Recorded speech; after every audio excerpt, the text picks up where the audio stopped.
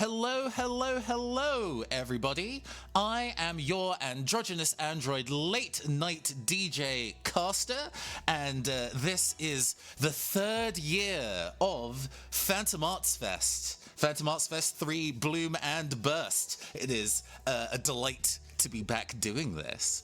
There's been a bunch of tech setup and rewiggling from when we last ran this. So a lot of our tech settings are done from scratch, and that means there might be a little bit of teething issues to make sure that everything's working correctly. So if you're out there, party people, and you can hear my voice and check that everybody's levels are correct, that would be amazing. But to set that aside, we have for you to open up this month of exciting activity an RPG that I have been looking to play for quite a while. I came across it at UK Games Expo, I want to say last year, as our GM for today did not quite literally tug on my sleeve to point out that there is a cool JRPG themed tabletop RPG, but caught it last year. It's done incredibly well, won a ton of awards, and now we finally get to play it. We are going to be playing Fabula Ultima this afternoon, GM'd by the one and only Tom Greenwood. Tom Greenwood, address the people. Hello, the people.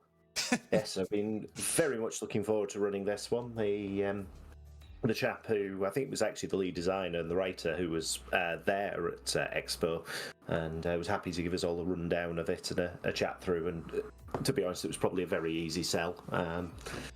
It's a lovely book and quite a fun-looking system.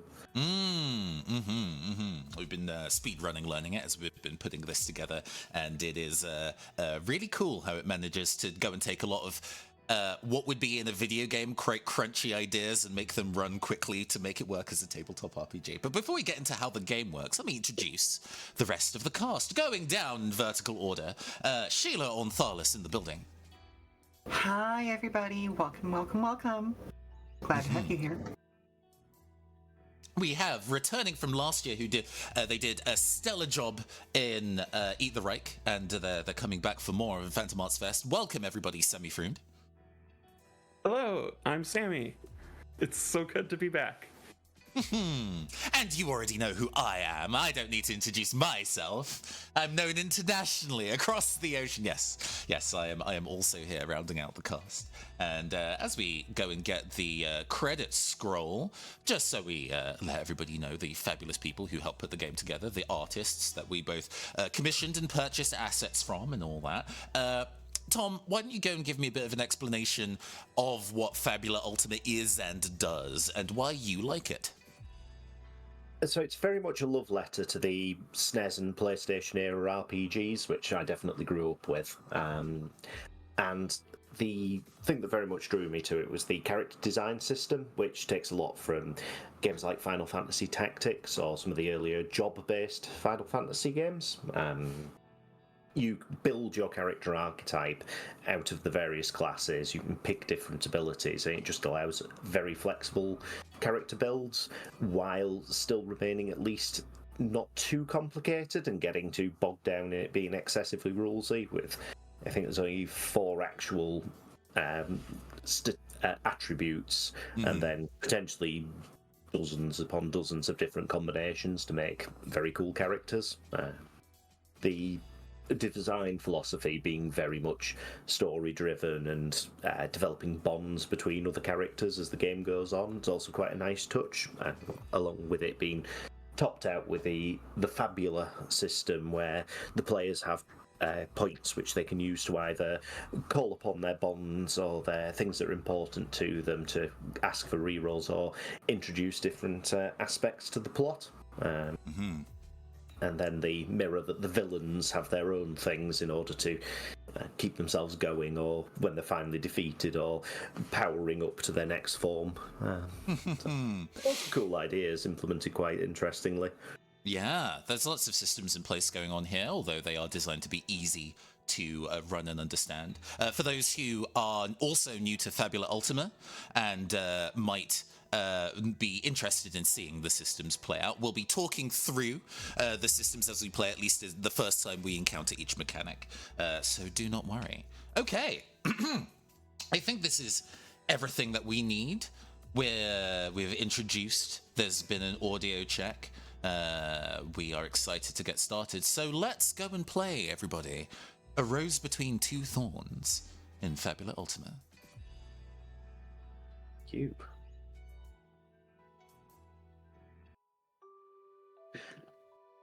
The ocean paradise of Zahinus M3 lay in a small, unassuming system on the far fringes of the galaxy, distant and removed from the ancient song and dance of the civilizations, until the settlers arrived.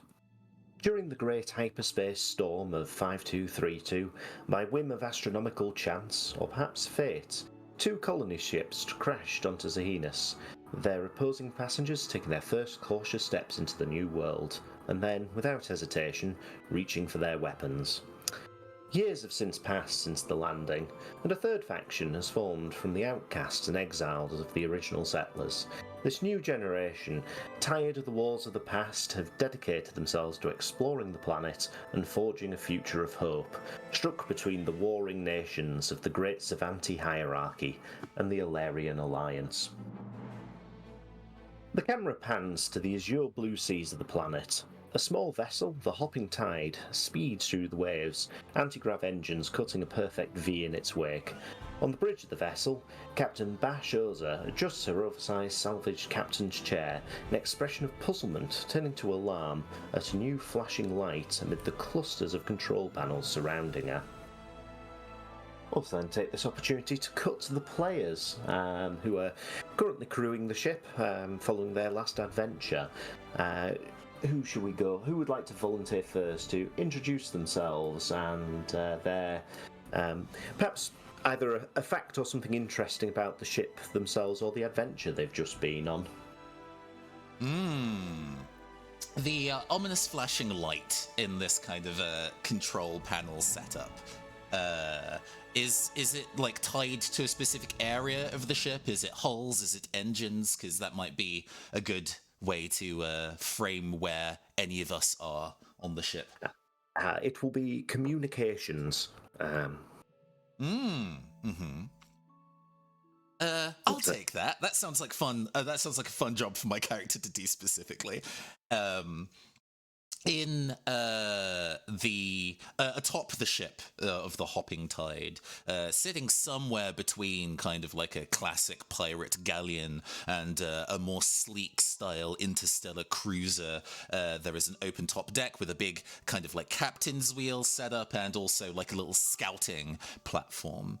The camera moves up one of the masts on the Hopping Tide to the little scouting area, and we see not really so much of a person, maybe like a glittering outline of one, like it's been formed out of glass and turbulent seawater.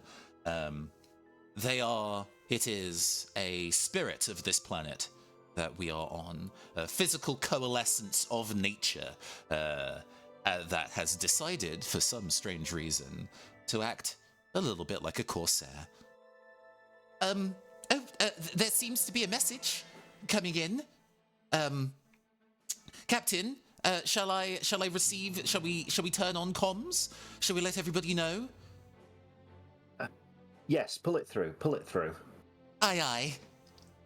There is a gesture in the air, some kind of like a holographic interface, despite the very retro nature of this ship. The communications are linked into your office as well, sir. The communication will come through crackly and indistinct. The sound of panic and alarm. You can hear the sound of sound of crashing waves that are then suddenly cut off. It sounds like trouble. Shall we assume to one of the other characters at this point? Where else is this the comms being broadcast to on the ship? Where are the rest of y'all at?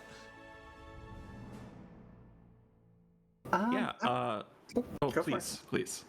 Okay, fair enough. I think Johannes is kind of, as per usual, haunting whatever ready room there is, kind of in, I don't want to say a launch bay, but in the kind of area where people would deploy from upon landing, and absolutely hears this, and is already starting to suit up into a set of old, very worn, heavy plate armor from a war that has long since passed and has had all of its insignias and things scrubbed off of it.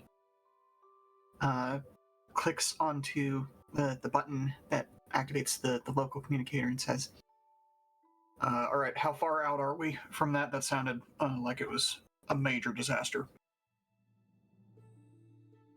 The captain's voice will pip over the intercom. I'm getting a detection about 2 clicks away. Suddenly jammed, she'll say. Oh, there's definitely some interference. All right, copy that. I'll be ready to drop whenever you want. Adjusting the heading. Then shout, Befiro, are you present too? Yes. The camera takes us to engineering, where we see a hulking figure, as if an animated suit of armor that is covered in exposed sensors and some wires, as if some decorative pieces had been stripped. Pifero is its name. Its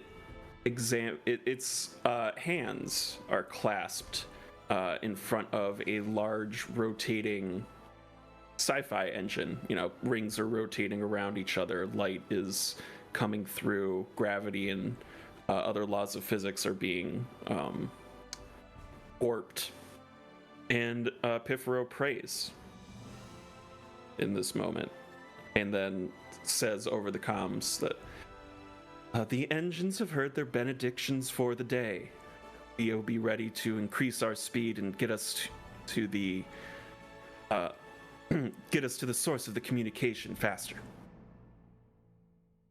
Okay. Well, if we're all set, I hope whatever's happening, we can save whatever side they're on. We can lend a hand. Gravity will draw us together, and light will surround us. Mm-hmm. Right, on your word, Captain. Engaging. Prepare the scanners for as we close in. You'll all feel the acceleration as the ship picks up speed from its cruising to a more aggressive approach. Is there any precautions or scanning the players would like to do beforehand to perhaps give them a slight edge on whatever they're about to encounter? As you see a large island in the distance drawing closer. Well, in the nature of my home, this planet, when it comes to conflict, there can only really ever be 2 factions of people involved, but sometimes the methods of their madness gives a hint as to who is attacking and who is defending. Is there maybe like an insight roll that can be done to kind of look at the comms footage that came in and kind of get an understanding of what might have happened? I think so. So to explain dice rolls in this system, the players effectively choose there'd be 2 stats picked out of the 4 stats, which are... he says, flicking through his notes frantically. Dexterity, insight, might, and will. So I think in this possible case, we'll go for an insight and will check. Definitely my best stat. I guess because of the way that we're very lucky to have access to like a Roll20 template for Fabula Ultima. It has separate dice rolls for each type of dice, so I guess I'll be clicking each of those once. That is a 2 and a 9 for an 11 total. Which is good, and that'll be 10 being pretty much what the game advises me to use for any check that I'm not sure to use for, so you getting 11 scores me quite well. So things of interest that you will note, possibly picking through the nature's disruptions on the ley lines, there appears to be the presence of 2 ships, one of which appears to be has suffered some serious damage, noted by a massive heat spike. The other one, it definitely has some sort of military connotations to it, in the fact that it's very low profile, though probably coming from Jahan's I'm pronouncing that. Apologies, Sheila. All good. Jahan's a level of, it lacks the uniformity that you'd expect from a Alarian Alliance vessel, so there is high odds it will belong to the Sci-Fantasty hierarchy. A button hit to send a message to the rest of the ship on our way in. It seems the aggressor here is Sci-Fantasty, this time at least. A lot of heat damage done to the other ships, so I guess keep an eye out for any hot pokers that they fire. That's a weapon that people use, right? Hot pokers? Usually My it's brothers. Oh, please. more of a melee weapon than a fired weapon, but yeah. My former brothers found many ways to wield light in most devastating manner. Well, I see. Let's hope that we are not melted then, shall we? The laugh through the intercom, slightly affected tinny through the speakers, was not convincing of the amount of confidence Glimmer had of the circumstances ahead. And yet we move forward. Okay. Pulling some speed, the Captain Bash announces that I'll try and pull ourselves somewhere to the edge of the crash site, though I expect they probably know we're coming. We've not been particularly subtle about it, so be prepared to engage when you arrive. Very well. Copy that. So I think we shall move to the island.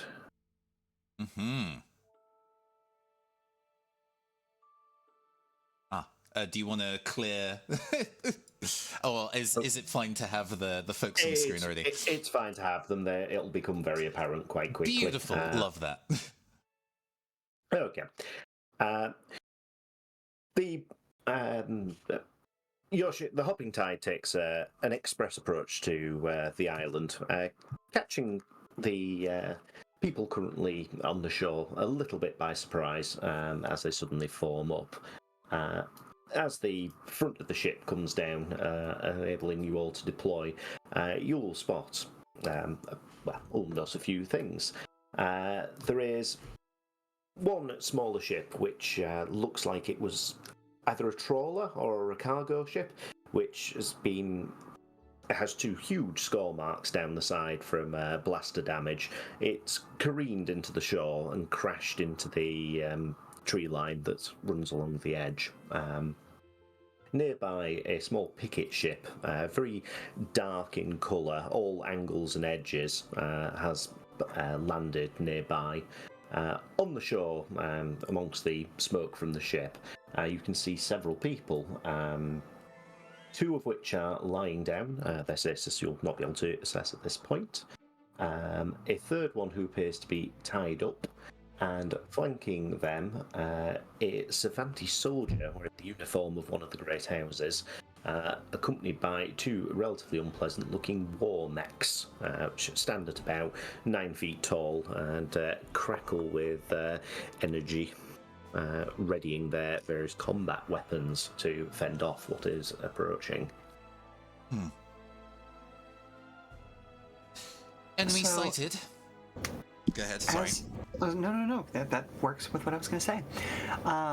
As the gate sort of drops, Johannes is immediately out and kind of taking point, not negotiating, but also at the ready to draw what is a, quite frankly, far too large sword for his, apparently withered old frame.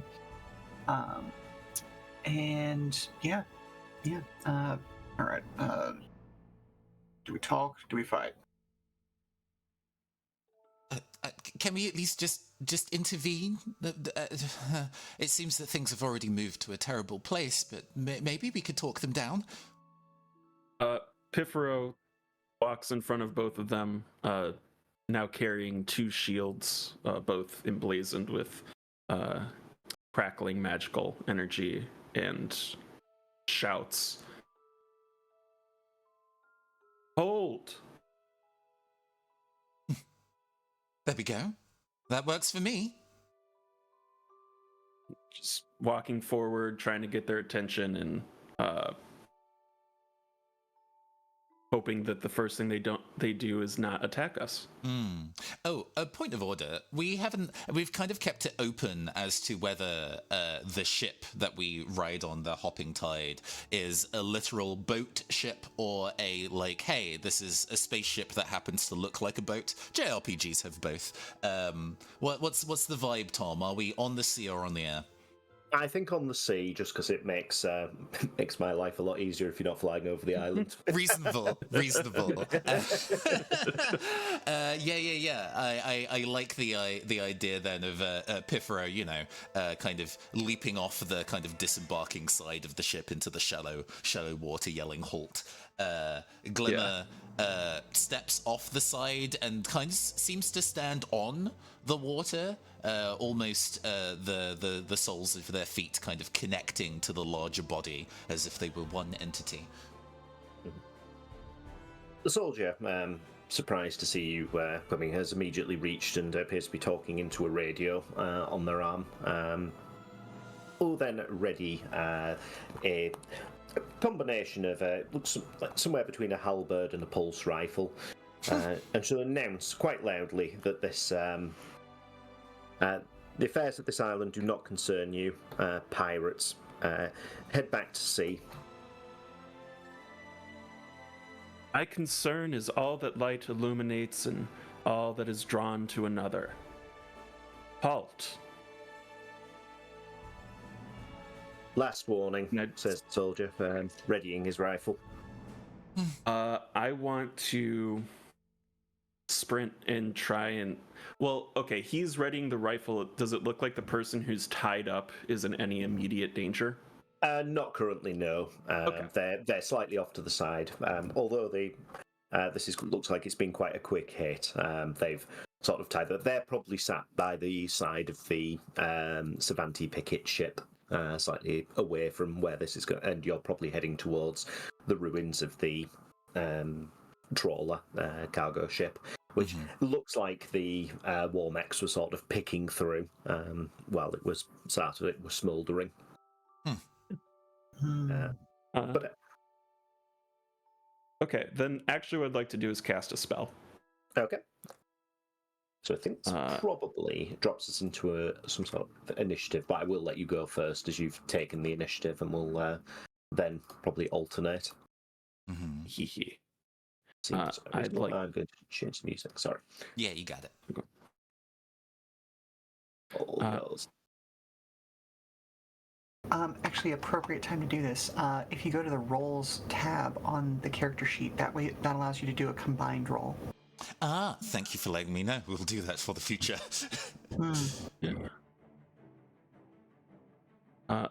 I'm going to cast Stop on the soldier with his pulse rifle ready. Okay. Oh no. An attack against the soldiers. There we go. Oh no. Unfortunately, this is not sufficient to overcome the soldiers' magic defense. Where are we? That's +3. Yep. Hang on. Is it opposed roll for that, or is it target number? It's an attack roll, so I think that's target number. Yep. Okay. So that will unfortunately be resisted. Sure will. Okay. The soldier I will probably take at this point to raise his weapon and attempt a shot at yourself, I think, in this one, giving you advancing and making the hostile action. In response, it's more they're going next. It's the initiative step. They'll be alternating. Yes, that's right. We'll have Soul. Let me actually just pop up quickly the. So I've got a reference for it. I think I have this in my head where I can talk about it a little bit while we get bits and pieces set up. Yeah, So cool, man. in Fabula Ultima, there is alternating actions between the players and the NPCs. If there happens to be an uneven number, then people who have more actions available will take their turns multiple times. It does not matter, I believe, who among us takes a slot to act, as long as all of us do. So in this particular instance, Pifero has gone first in the turn order, then it will be one of our opponents, any of those Savanti, and then either Glimmer or Johannes, and so on and so forth until everybody's had an action. Yeah. So the soldier readies his rifle and fires. This is going to be a dex, so this will be targeting your armor. And that will be, that's my d8 and d8. Ooh, what's that messing up? Sorry, I'm having Roll20 issues. So, a battering of enhanced bullets sprays towards you, scoring a 10 versus defense. My defense is 14. It's physical, right? Yeah. Okay. Your Defense is 14. It either misses or feel free to describe how. Yeah. So after failing my spell, which involved clasping my hands and sort of, I hunker down. I put my two shields up, and they glow with light and dark energies as bullets bend around me. Oh, like a black hole gravity situation. That's cool. Ooh, Yeah. I love that. I love that. So we have a shot for one of the players to go next. If it's okay, Johannes, I think I might buff you as my action, so you can. Ooh. Works for me. Heavy armor seems to go last, so that makes sense. Moving up behind or next to Pifero, just almost skating across the water, Glimmer is like, I'm relying on the two of you to go and handle this, and eventually I'll just make sure that the tied up person is okay. Johannes, do your best, and I will use the elemental weapon skill. I spend 10 MP to give a weapon of either myself or an ally a choice of air, electricity, earth, fire, or ice properties. So I will give your weapon, Johannes, the electricity property, because it seems, going by Final Fantasy rules, I have a feeling using Bolt on these robots would be a bad time for them. Sounds good to me. Okay. And I do believe that would consist the entirety of my turn. Excellent, excellent. So I think it's time for one of the mechs. One of the robots that was tearing holes in the side of the hull of this other ship will lean forward, forearms planting on the ground. Its mouth opens up with a clacking, roaring noise as it will fire off a bolt of dark energy with some gravitational power behind it to attempt to tear past people like a little micro black hole as it fires. So my random generator says that it's going to go for. Let's go for. So some dice rolling going on in the background. It'll get faster as I learn the system, as I've suddenly now worked out where the defense stat actually is. Hey, helps matters. We're all learning. Even chat is learning as we play. It's all good. Okay, having seen Johannes buffed, this bolt will be fired towards him. So Jim roll, and that will be a Dex and Might, so D8. Dex and Insight, so D8 and D10. D7.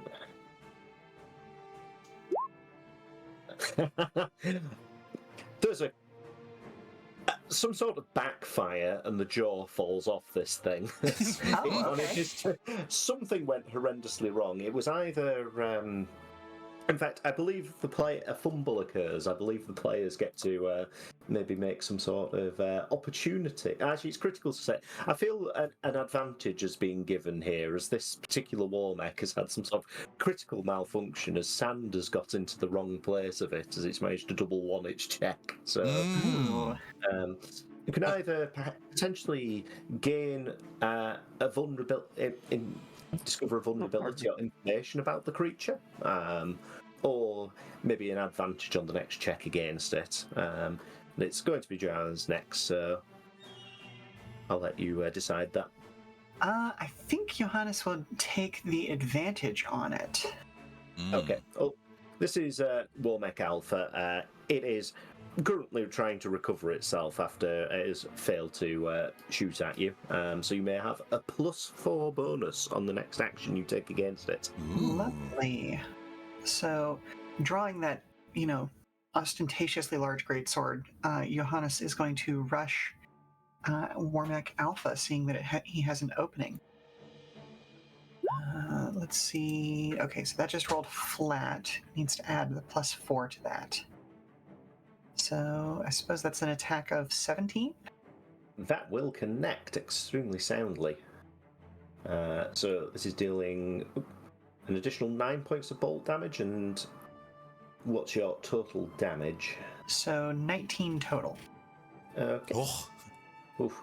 that The feels bolt big. damage- Big sword. Big It sword. is huge. So the bolt damage will in fact correctly be doubled, as these are vulnerable to that, given their robotic nature. Finally, Yeah, all of these years of playing JRPGs has paid off in a practical manner. I knew it would be important. Now, just to double check, does that bolt stay or is it one attack only? Let me go and check that for you. Thank you very much. Must be our learning our combat system. That is an Arcanist effect. Okay. While you check that, Johannes will say upon, connecting this attack, all right, I got this one. Maybe go after the soldier next. Looks like he's in control. Pieces fly off Warmech Alpha. Warmech Alpha has entered Crisis, which means it's on half health. This has no effect on the Warmechs, but is an important mechanic that may come up later. Speaking of which, Warmech Beta, noting its comrade in trouble, will attempt probably the same thing again, but hopefully with a little bit more success, as it will aim and target Janice again with another bolt of gravitational energy. They are not rolling very well today. This is going to be a good session, I can tell. As the shot goes very wide. Apparently these entities have been designed more for an artistic purpose rather than actual combat, which can be a bit of a Savanti downside. So they've obviously gone for the church gargoyle motif and lent far too much into the actual aesthetics rather than the design. So with that, the right initiative round is played out, so we'll move back up to the top to a player slot. Pifro, if you want to keep your current position, now is the time. Yeah. Pifro will, boisterous laugh. Yes, my new brother has the right idea. Gravity has abandoned you, as I rush the soldier. And I'm gonna make a melee attack. Okay. Using my dual shields. Absolutely. The speed to which you noticed you could dual wield shields as your main method of attack, I could hear your eyes light up when that character option presented itself.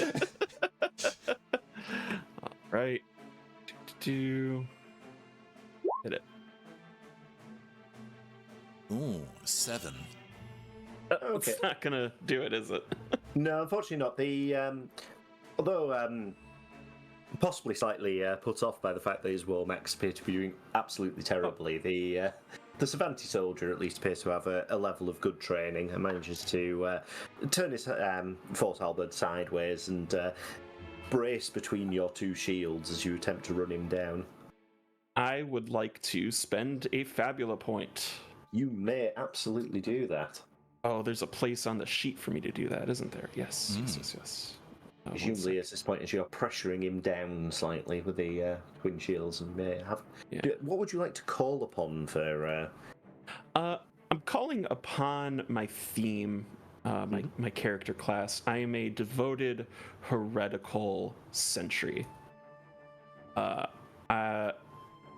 I called out in this moment that basically my faith is stronger, my faith is more deserving than this scrub's. Very fair. So I'm gonna re-roll that 2 that I rolled, because I rolled a 2 and a 5. Mm-hmm.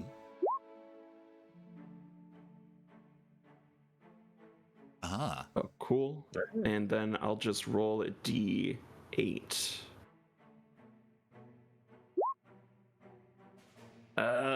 Is a 9? Can I say that I'm re-rolling? No. A 9 is sufficient. Hey! 9 is sufficient. Never punished. So I think he is bracing against the 2 shields, and I call upon my inner strength, whether that is simply my servos actuating even harder, or it's perhaps ordained by gravity and light themselves. The equations abandon you and smash against him for 10 total damage. Okay, God will take the damage. Speaking of which, it comes back to him's turn. I think this time he's going to attempt to pull himself up and bring the butt of his halberd up to attempt to connect with you, pulling out as much full force as he can. So let's 1d8 plus 1d8. Ooh, he connects. Oh, he might connect. What am I on about? He gets a 12. No, he doesn't. He does not. He connects, but there's a clang. Yeah, I think the low hum from the shield and his butt is drawn towards striking it. Mm-hmm. Yep. Goes to my body. He will look quite frustrated, but still maintaining his composure. Then which will move on to who would like to go next? Are we on Glimmer or Johans? Feel free to follow up, Johannes. Yeah, I'm sorry. I'll get that right this some point. All right. You're fine. Did you ever figure out if that? It's until the end of scene, so you are still until end of scene. electrified. Ooh, excellent. Okay. So, Johannes is going to go ahead and try and yank the sword from this, and then use the momentum of that yank to spin and come back around for another hit with the other edge of the sword.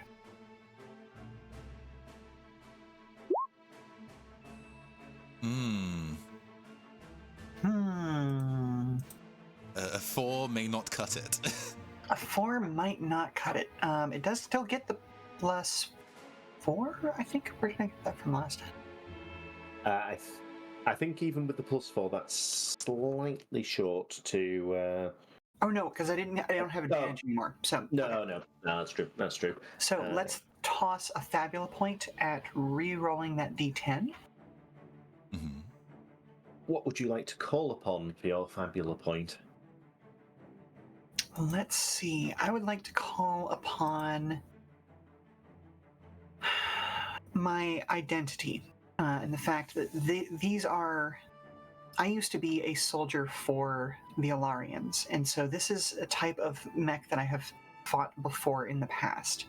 And trying to, noticing that my swing is just off target, make a last-minute adjustment as I try and connect. Excellent. So let's. I assume he re-rolls one or both dice. One or both. Yeah. Ooh, okay, then let's re-roll both, shall we? Mm-hmm. From the top, everyone. Okay, so that happens, and yeah, with a 1 and a 2, I think I'm just gonna let's just try that again. Excellent. That will. Yeah. That is a much better thing. Do we want to go with the original damage or the new damage then? Go for the new damage because it's based on your high roll. Sure thing. So 17 bolt. Okay. It's all bolt, isn't it? Oh dear. There will be a bang as. Describe how you take this. In fact, presumably there's been a point where this thing just parts in two, exploding out in a fit of shrapnel. I think the sound is as if one were using an industrial can opener on an oil drum. It is just a shriek of metal as this plain-looking but very, very, very practical sword sort of shears through armor and mechanical equivalent of bone and all of those sorts of wonderful gristly things, but instead being wire and myosynth and all of that lovely stuff as it just cleaves and crackles and destroys itself from the inside. Poor Alpha Warmech has been dispatched. Let's see if the Beta Warmech can be a little bit more useful and actually roll above a 4. I mean, I'm not holding up much hope. They've not done me good yet. But Who knew that a robot could have such poor morale? Yeah, the Beta Warmech will adjust its positioning, jumping to a higher point on the ship in an attempt to get another shot on Johannes. This time getting a 12 versus his defense. A 12 just hits. Okay. He will take 11 points of dark damage. This gravitational bolt tears past him, and you will suffer weak. Okay. As a nasty status effect is inflicted. Oh, reduces your might size by 1 die. Oh. So another one for people listening in. The status effects, of which there are 6 different ones: dazed, enraged, poisoned, shaken, slow, and weak. All reduce dice sizes to make things generally a bit harder for everybody. So weak, particularly, as I said, knocks off might dice, which doesn't affect your defences at all, but will affect your ability to swing your greatsword with as much abandon until it is restored. Quick question for you. Are we counting these Warmechs in the same kind of category as undead? They are technically elementals. So, here, what is it? Noted. That's important for one of my abilities. So I think we'll go on to Glimmer next. Yes. Gosh. It seems the two of you have this. I'm going to make sure that captive is okay. Rather than spending my action attacking, I am going to move across to the person who's tied up and try to untie them. Okay. You'll be able to do this relatively easily. The who's tag will come to her in a moment, I think, but she'll be extremely thankful as you remove the just standard bindings. That probably, in fact, it's it's just being tied up and gagged while whatever looting's going on. As you come close, you can see slightly off to the side there are 2 other bodies, which we mentioned earlier. One appears to be alive in relatively poor condition, however. You can examine the body probably after the combat. The other one looks a lot less alive.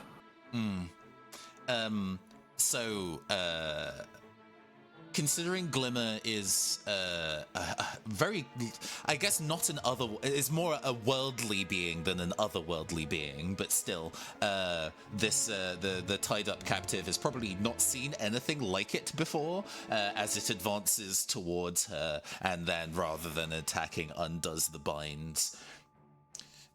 Don't worry, we are here to make sure that all of you are safe, including... I glance over at the still breathing one of the 2 down there. And, well, maybe I can do something to help this one. Is the untying the lady like a minor action, or am I still good to kind of get something of an action to... I'll allow an action as well, given the system. she's not going to participate in the combat. So. Yes, I will use one of my Esper skills. All characters in Fabula Ultima are made of multiple different classes in a combination. You start with a selection of 2 or 3. I am an Elementalist, an Orator, and an Esper. So I use my Esper ability, Cognitive Focus. I'm going to choose an ally, or in this case, just one of these injured folks there, and make it my focus. And I will be able to use that for shenanigans later. But basically, healing that target will be easier. Okay, excellent. I pass the turn. I think we should move back to the top of the initiative and just go to Thero again. I'm staying engaged with the soldier, Yep. and saying, yield and survive before I attack with my shields again. Okay. That is just... The first spell didn't work. It's just time to hit people. Mm-hmm. Here we go. I mean, no better spell than bonk. Hitting people seems to work very well. Yes. That connects quite happily, dealing 7 points of physical damage, grinding you down slightly more. The soldier will grit his teeth. No, I'm a professional. I'll see you go down.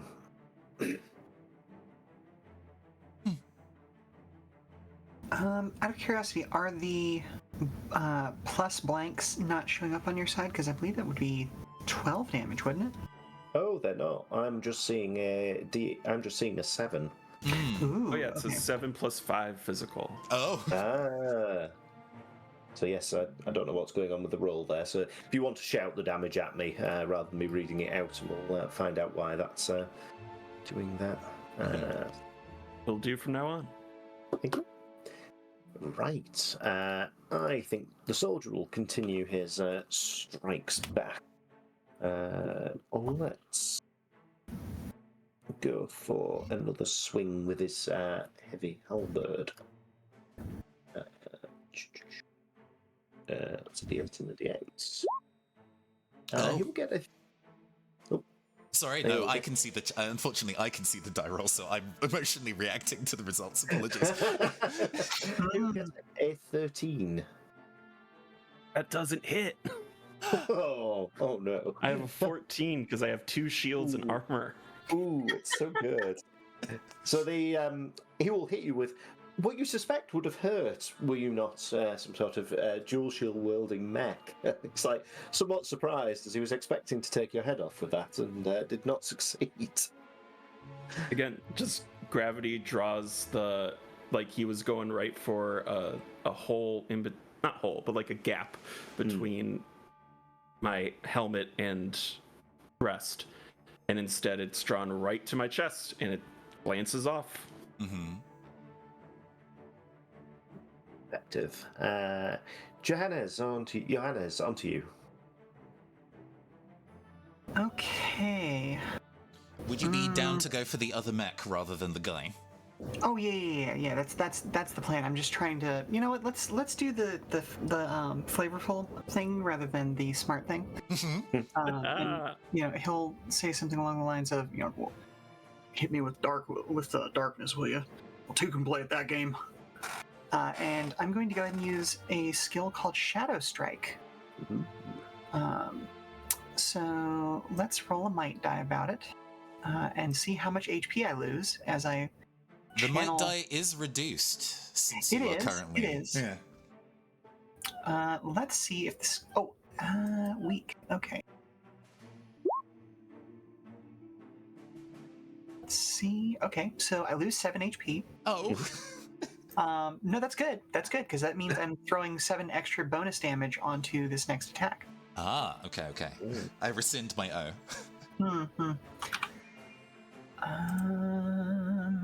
Let's see what we shall see then. The attack type does become dark, by the way, so ignore the bolt for the sake of this attack. Could you tell me the total damage if the I think he's messing around slightly. I would, except my attack was only a 7, so unless I want to burn another Ultima or a Fabula point. So, yeah, that is unfortunately just going to miss. Oh. It's okay. They can't all be hits. You're in a very good position. I'm in a very good position, but yeah, okay. So, yeah. I take a shot, I miss the shot. Let me double check that doesn't add to my accuracy as well, because I'm now crit fishing. As it were. Also, did it look like, did you draw your blade across your body, or did like a dark energy just sap some will? What did these? Let's throw a little bit of physicality into it, even though I missed. So as Johannes swung, I do think that there was a certain amount of cross the body, but there was no direct contact when that happened. I think it's more that, like, the joints of this old armor, you see them glow a little purple for a second, and then the energy moves down the arm, like across the body from those joints down the arm and into the blade. And it just swings wide, completely missing. So you see him grit his teeth, but nothing came out of it. Swings over. The soldier's going to shout an order to the mech through clenched teeth. Get it off me! The mech will snap round, lane towards Pethero, crackling eldritch energy scything from its mouth again and firing a shot. This one appearing to try to aim for its magic defense rather than the physical defense, which has not been going so well for it so far. So let's see what. There we go. 7. Ain't gonna do it. Even to the magic defense. Oh, wow. It zooms over and misses horribly, moving quickly on to Glimmer's turn. With the, I guess, hostages secured, Glimmer quite serenely walks across the surface of the water to the Savanti soldier. You took their lives, and, well, life is all about balance. So in exchange, I'm going to go and cast Ignis. I can actually increase the number of targets by spending more MP. So actually, let's do that. I'm going to spend 20 MP to deal damage to both Warmech Beta and the soldier. Okay. And then I deal... all offensive spells are Insight and Willpower. Yep. So let's go and do that. So your target number for the magic defense of the guard is 8, and the Warmech is going to be 10. Slightly more magical. Did that I assume it's a separate roll for each. That's an interesting question. As I understand, I think it hits all targets in one roll. But Okay, no, we'll go with did that That's take? good. Please. It's not flashed up. This is going to say persuade. It's not. That doesn't work Persuade either. them. Why are my dice rolls not working? That's very annoying. Apologies. Well, Right. There's a modifier value thing that needed to kind of come up. There we go. Submit with no input value. A 5. That's a 2 and a 3. Hold on. Both pretty bad. Does that say insight plus might? Yeah, that's incorrect. That should be willpower. No wonder that's a very low roll. Let's do that again. Much better. That will crit with both of them. Oh yeah, it's a double 9. So okay, what happens on crits? If you roll the critical There's a success, yes, and a whole bunch of things happen. We can afflict, we can bond, we can faux pas, various bits and pieces. So for Ignis, it will, I believe, shake any targets that are hit. Yes. It deals high roll plus 15 fire damage and shaken. Since my whole roll was a 9, that is a 24. 24. So the guard takes a huge amount of damage and is most definitely in crisis. The robot, however, does appear to be slightly resistant to fire. That's perfectly fine. Since I have made that injured person my focus, I've connected them to the spirit of the ocean. I think we even see this like a silvery thread of water suspended in the air between the body and myself. And when I deal damage to an enemy, I can use my psychic gift, Life Transference, to target myself or a focused ally. If they're in crisis, they heal 5. Plus my psychic clock times 5 HP. So that is currently, they heal 10 health. Very nice.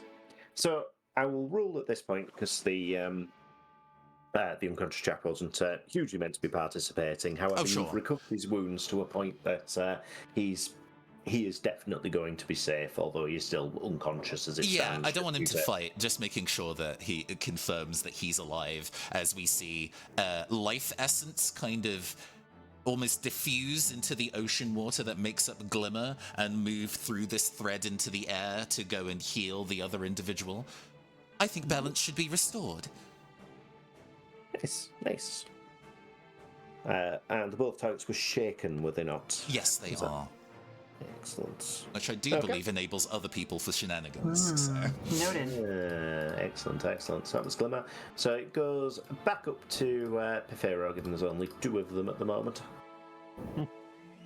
Staying focused on the soldier. Understand yet or what?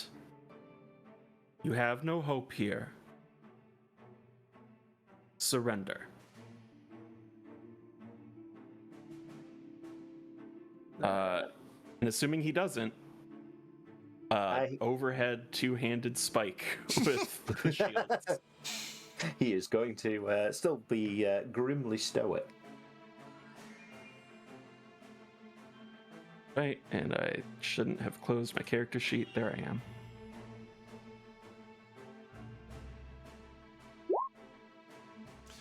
Oof. A 10 will connect. 11 physical. He is not looking very well. But he is still just standing. Enough for some sort of, I'm suspecting, last gasp attempt at you. At close range, he will step back and attempt to spray you with a volley fire from his pulse halberd. Which I suspect is not going to go very well for him, but we'll give it a go. Ooh, gets a mighty 7. Which I feel a bit for this guard. I really do. No, he could have resigned. This is his fault. I've given him 3 outs. At this point, it's entirely on him. On to Johannes. Okay. Johannes is going to swear in some sort of local, terminology that I'm not going to take the time to make up here, and resolve to just, all right, fine, I'll do it the right way, and let the bolt energy take the sword back over again, and instead of doing a big swing, just try to ram this thing into the Warmick Beta, and see how close to the core we can get. Assuming it has a core somewhere, that is. Let's go ahead and hit that button. That is good. 12 is going to hit, so it's going to be 17 bolt damage. And on the back of that, this thing is shaken, yes? Correct, yeah. Okay. So you see some of that dark energy that I put out into the world leak back across the sword, up the arm, and into the joints of the armor this time. And Johannes begins to look a little more vim and vigorous as Fear is the Key takes over, and I get to recover some HP. Hooray. All right, Cervanti. It seems you've chosen to become Seafoam. Farewell. I cast Ignis again. which let's actually do the correct roll this time. Insight and willpower roll. No modifier. Aha! That's not very good. But I will spend a Fabula point because I want to close this out. Yep. I'm going to use my theme of temperance. For those Taro nerds out there, generally representing alchemy and balance of things. Because Glimmer is specifically taking his life to heal the life that he was about to take to achieve a sense of balance. To go and re-roll? Is that one of the ways that I can spend that Fabula point? Correct, yes. Wonderful. Let's take that again from the top. Much better, 15. Great success. Both of them fail, and this will be potentially terminal damage for both of them. This is just the Savanti this time. I'm not spending That is fine. That will be sufficient to reduce the Savanti guard to 0 HP. In this case, normally a player gets the choice to elect to whether to actually put them down or just knock them unconscious. Oh, so Mans evaporates. Are you kidding? He'll disappear in a blast of fire, leaving behind, presumably, a little bag with his loot and gear in. If you've seen like Final Fantasy X, when like characters die in that and they have little glimmering spirits that like drift up into the air, they kind of get absorbed into the seawater and move through and heal the man again. Every time I use a psychic ability, it gets stronger, but I also run the risk of damaging myself if I use it too many times per scene. Excellent. So that heals him 15. Yep, his wounds are pretty much fully closed, I think, at this point. The remaining war mech, I think given the amount of damage that you've done and the fact it was on its last leg out, the guard held a booster which was effectively keeping this thing running and ordered, and the mech itself will power down at this point. So that seems a nice clean place to end the combat. We'll shift to nice. We didn't put in a victory theme. Rip. No. I failed as producer. I'm so sorry. Everybody on 3. Da, da, da, da. Da, da, da, da, da. Yeah, we did it. Excellent. Nice. So we return to the scene on the beach. The injured man is fully healed and recovered. However, he is currently asleep / unconscious. Appeals the probably the energy it's taken to knit his wounds back together has taken a bit of a toll on the mind. So he's currently sleeping, so I don't have to go and find another token. Perfectly fine. However, the rescued member of the crew, who'll introduce herself as Ihone Isluka. Thank you, Roll20, and your amazing character name generation capabilities. Will get up and thank you all for coming to our aid so quickly. It's been quite a frantic morning, shall say. Glancing to the quite heavily damaged and, well, let's be honest, wrecked trawler and the other ship, which is currently sat off to one side. How can I ever repay you? Well, you could at the very least let us know what happened here. To spend what that critical success did, one of the options is information. You spot a useful clue or detail. The game master may tell you what it is or ask you to introduce that detail yourself. So yeah. Give me the rundown. We get a little flashback of why Isloka and crew were attacked. Okay, so Isloka will explain that she was a passenger on the ship. She'll look quite sadly towards the expired crew member, who we could explain was the captain, and that was the first mate. They were brothers. I've been wanting to travel. I'm a freelance reporter, shall say, with a slight smile. Although I was hoping to get a little further away from any sort of action, than this is a bit too frontline for my taste. Anyway, we were just travelling through the things. She'll be jabbering quite a bit, and probably need to be calmed down a few times. There was another traveller who joined the ship at the last minute before we left. I didn't catch his name, but he seemed quite frantic and spent quite a bit of time talking with the captain. We've been travelling away from Sci-Fantasty lands for probably about 2 days now. Then all of a sudden this ship, she'll say, gesturing towards the Sci-Fantasty picket ship, it came from nowhere. There wasn't any hails or anything. It just opened fire on the ship. The captain managed to steer us onto the beach, but his first mate took some horrendous injuries in the crash. But the other man, he ran off into the forest as we were sort of pulling ourselves out, and then we came under attack by those and two others, shall say, who I think it was their leader.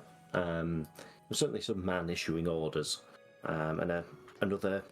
She'll put her hands up in a sort of indicating some sort of tiny thing. Shot him, Elsa, pointing at the other body. Fascinating. A reporter, you say? In the same way that you are, I think I know that word. It's like filing records of things, filing reports, or reporting to other people. Are you? Johannes has taught me this word. Are you snitching? Are you a snitch? No, absolutely not. I've been sort of gathering interesting stories that occur across the islands to sell to people onto the information net, shall say. I've got a blog. If you've heard of it. No, never mind. the slowest, emptiest blink from Glimmer. A blog. Well, you seem to have a very interesting hobby. I don't understand what it is, but I'm glad that you're safe. It seems that the person that's stowed away on your vessel must be important or dangerous. Yes, I'd probably be at this point as she's recanting more details about herself and her fascinating career.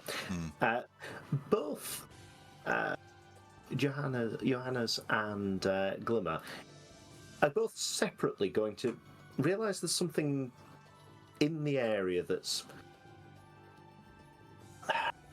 wrong, but I feel it's a different source for each of them. Just for Johannes, there's something familiar coming from the ship, an aura you're exceptionally familiar with, and for Glimmer, more something draws you to the second body. Walking over with curiosity, almost like a child investigating a toy they've not seen before. Glimmer moves past the probably still talking Isloka to stand over the dead of the two. Yeah.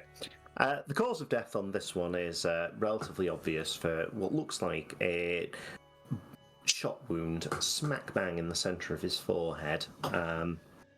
Which, although relatively gratuitous in itself, you will notice an odd spiral pattern as some level of poison within the...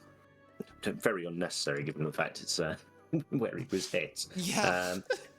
However, there's something very wrong about it on a spiritual level. that you particularly do not like.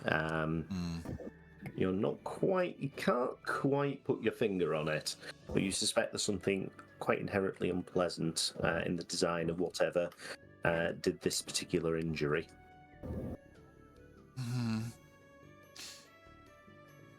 They're using, turning to Pifro and Johannes. They're using the, well, actually, if I can call, can I ascribe a name to this? At least one that I, as a person of the planet, would probably use, even if it's not the name the Savanti would. They're using world poisons again. We've seen this before. It will decay and spread and crack anything it touches, and they're using it to shoot each other. It's such... You all do such horrible things to each other. Yeah, no kidding. Blinded they are.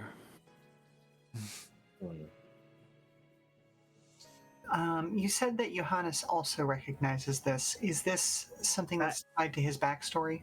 It was something else. The thing that was sort of more drawing you as a sensation, it was more coming from the trawler itself rather than the body. And just to also roll something in for Pifero. Probably with the point you're getting closer to talking while the conversation going on, you will recognise some iconography on the actual Savanti ship, which does look like it has some sort of church affiliation. A deep sigh from Pifero.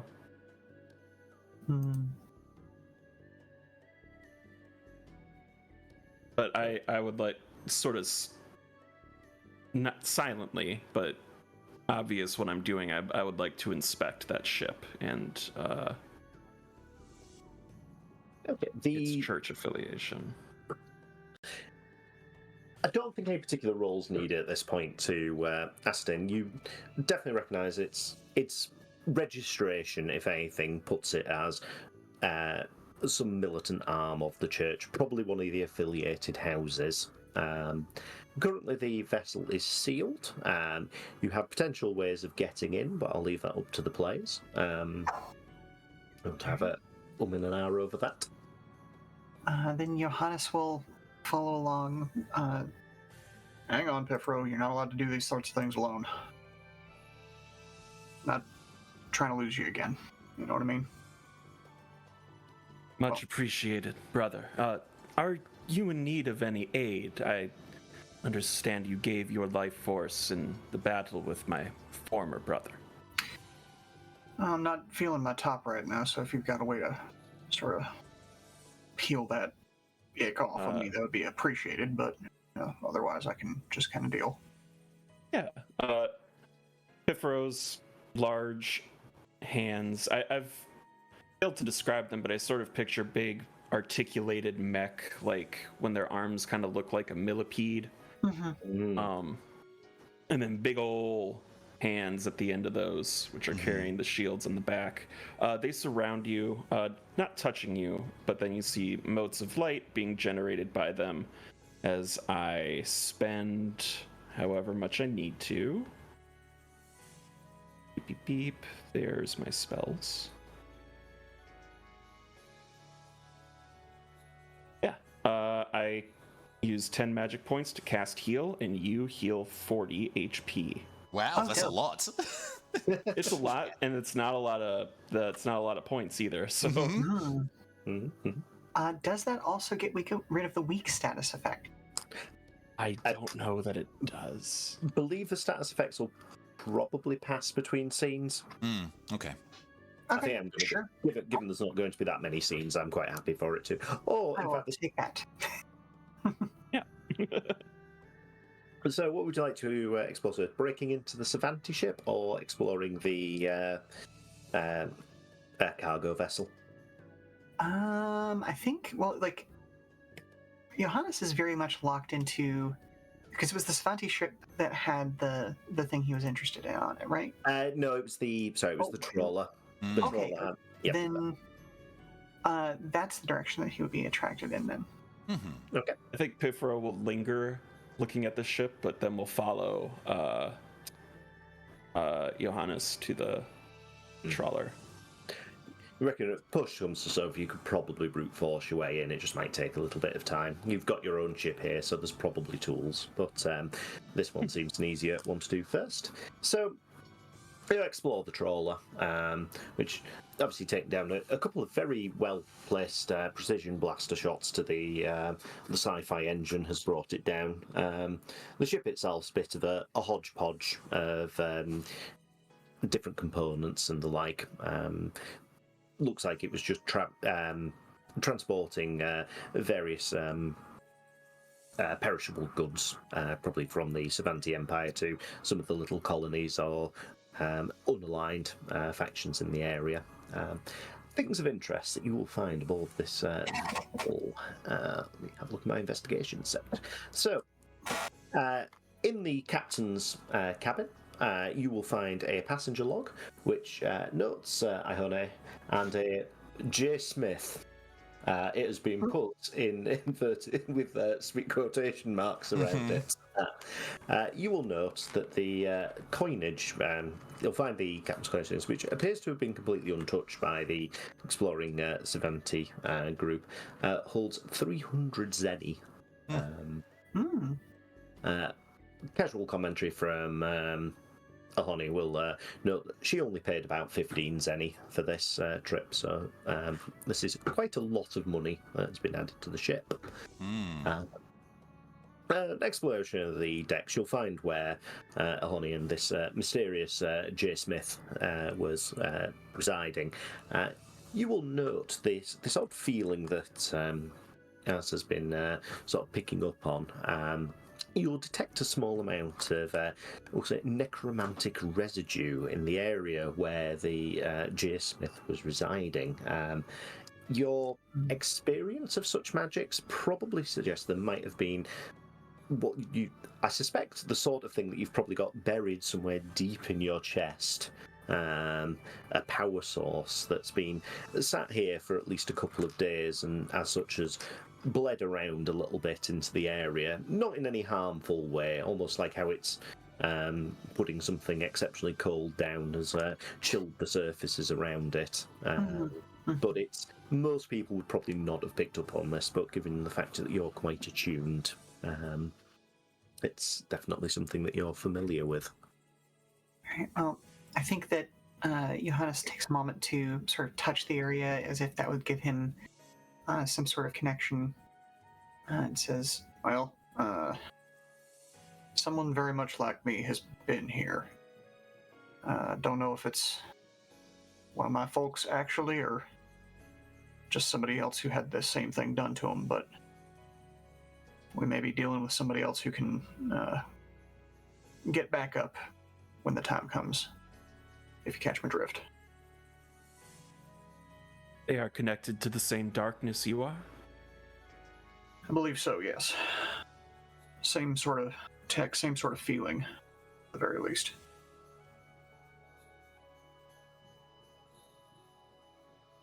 Let's hope they are half the man. Gives you a pat on your back. And Johannes will have a pained smile, but a genuine one, nonetheless. All right. Well, let's see if we can pop the cap on that other ship then, I guess. Unless y'all think there might be something more here. Or if you want to live up to that old pirate name and maybe enrich ourselves off the back of these folks' misfortune. Kind of looks meaningfully Having served towards that, on... Well, I was going to say, looks meaningfully towards that 300 zenny. Yeah, hard. Do feel free, and having served on one of those church ships, I suspect there will be other opportunities for plunder. Fair enough. when you both step outside this kind of like raided freighter, Glimmer, in the intervening period of time, has set up a funeral pyre on the beach for the person who died. Normally, you've seen it do this before for fallen any living thing, really, people and animals, sometimes even large trees, through the nature of having to push back against the two factions that have decided to colonize this planet. But usually it will be a raft that will send bodies out to sea and let the sea claim them to put them back within the land. But since this person was killed by world poison, as it calls it, giving it to the sea is not something it's willing to do, and instead burns the body. Glimmer has been silently watching the body go in flames, ignoring how Isloka feels about it in the background, most likely, when you emerge. Did you find anything useful?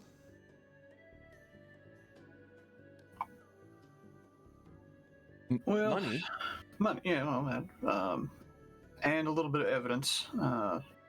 Seems whoever was here may have been connected to the Alarian side of things. That might explain why the Cervantes why they did what they did. I suppose a conflict between the two factions was inevitable. Will you be inspecting the other ship as well? Do you need assistance? I think Pifro is a little transfixed by the funeral for a moment, and then... yes, I think I know a way in, but we'll need to... I'd feel best about our numbers and together inside. There is a shift in the light as that radiates through the kind of watery body of Glimmer as it nods. Very well. I will melt the door for you. And true to its word, stepping across serenely to the kind of vaulted door of the Savanti ship. I'm just going to cast Ignis on the door. I'll spend the MP to melt it. I think that's a very effective way of doing it. You'll hear a slight alarm going off as the the door appears to glow a very cherry red, up to more orange, and then eventually white, as it eventually sort of turns into slag and melts away. The ship itself, as you look in, it's very small and functional, a rapid transport vessel or picket ship. A pick through, you can see where there's obviously storage for these mechs, and then a couple of cabins and the bridge. Having a pick around, one of the cabins appears to have a selection of relatively fine food and writing equipment, on which you'll find a diary. Oh. I think at this point I need to change the music, and we'll do this. Yeah. Well, we've got something tense for this tense diary. Yeah, let's go for this, and then we'll cut to the break afterwards, because that's marvelous. Good timing. No, stop ancient ruins. Stop ancient ruins. There we go. Excellent. Thank you. So we'll have a cut of scene as the Fabula allows me to, in a very cinematographic way, flick back to previous or other events that are going on, as we have an introduction to the villains of this piece. I'll see this sign of this vessel maybe about several hours ago, skimming along the ocean surface at high speed, and a gentleman who is reading out loud to a dictaphone, which is taking this diary notes, giving very much an air of a Savanti warrior monk, dressed in flowing robes and of very, very tiny character clothes, apparently. There we go. Currently unnamed gentleman who is reading out this diary. It is with some regret that I find my first adventure from High Savantis taking me to some barren island chain, barely a few days' travel from our borders. the company of a foul-mouthed mercenary and a bodyguard who is a worse conversationalist than the two Ultimata, making the flight over here thoroughly draining. The irony of hunting down a turncoat who's once again turncoat feels somewhat of a waste of my talents, but Mother herself has made the request, so of course I shall comply. One does not question the wisdom of the saint of the church lightly. B, at this point, a second figure enters into the room, of a much tinier size, rather amusingly turning up about that size on the play area at the moment. Probably some level of similarity to Glimmer, though many generations from now. Another entity who's been born of magic originally, but has since more dedicated themselves to the physical realm, with a grin and a cigarette. The composer of the diary doesn't so much break his narration as he'll continue. Miss Lilyshade has now approached with her infuriating grin and a prevalent aura of cigarette smoke, and is now gleefully advising me that we are closing in on our target. Small mercy that the strip will hopefully soon be coming to a close.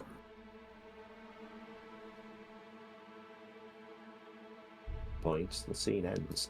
The players will regain a Fabula point as the villain has had a scene. Noted. Neat. Thank you. We all, like, three of us looking over, from the point of view of the paper looking up, we see the three of our heads having looked down simultaneously, like, reading this letter left behind. I suppose these are the people that, the reporter, said ran off. And they're using world poison, are they? I'm not exactly shocked. Well, Turncoat again. I think that might be your, well, not family, blood brother. How would you refer to him? you know, if I'm feeling poetic about it, let's say brother in death. Little clap from these big hands. Brother in death. That's probably for Pifiro's point. The reference of a saint probably sends an electronic shiver down the back of your spine. Those would be entities at the highest end of the church, often a symbiosis of metal and flesh. There's not many of them, but all of them are somewhat terrifying in their power and reach. And the narrator, the one who wrote it, do I recognize them? Or what station they held? They appear to have not left any names or the like present. There's very little identification, and a lot of the logs, apart from this, appear to be probably quite heftily encrypted. Definitely crackable, but would be a day's sort of thing, whereas there's probably more of a sense of urgency. Yeah. The fact that they were obviously referring to Mother and the Saint in the same sort of tone in the diary is a little concerning. Mm-hmm. But not something you'll probably come across. Like, if I were to say the name of the saint, there would be a series of, like, 5 titles I have to do in a specific order, and a greeting and asking permission to speak, as opposed to how he just wrote this. Yeah, correct. Yes. Like a sassy boy. Very much so. It'll probably be at this point that several large cracks echo down the valley, sounding almost like several series of large explosions, although more physical in nature, like rocks impacting. That must be them. Glimmer stands away from the paper and looks towards the exit of the vehicle, the hole melted. I suppose we shall find them and then I will let the sea claim them.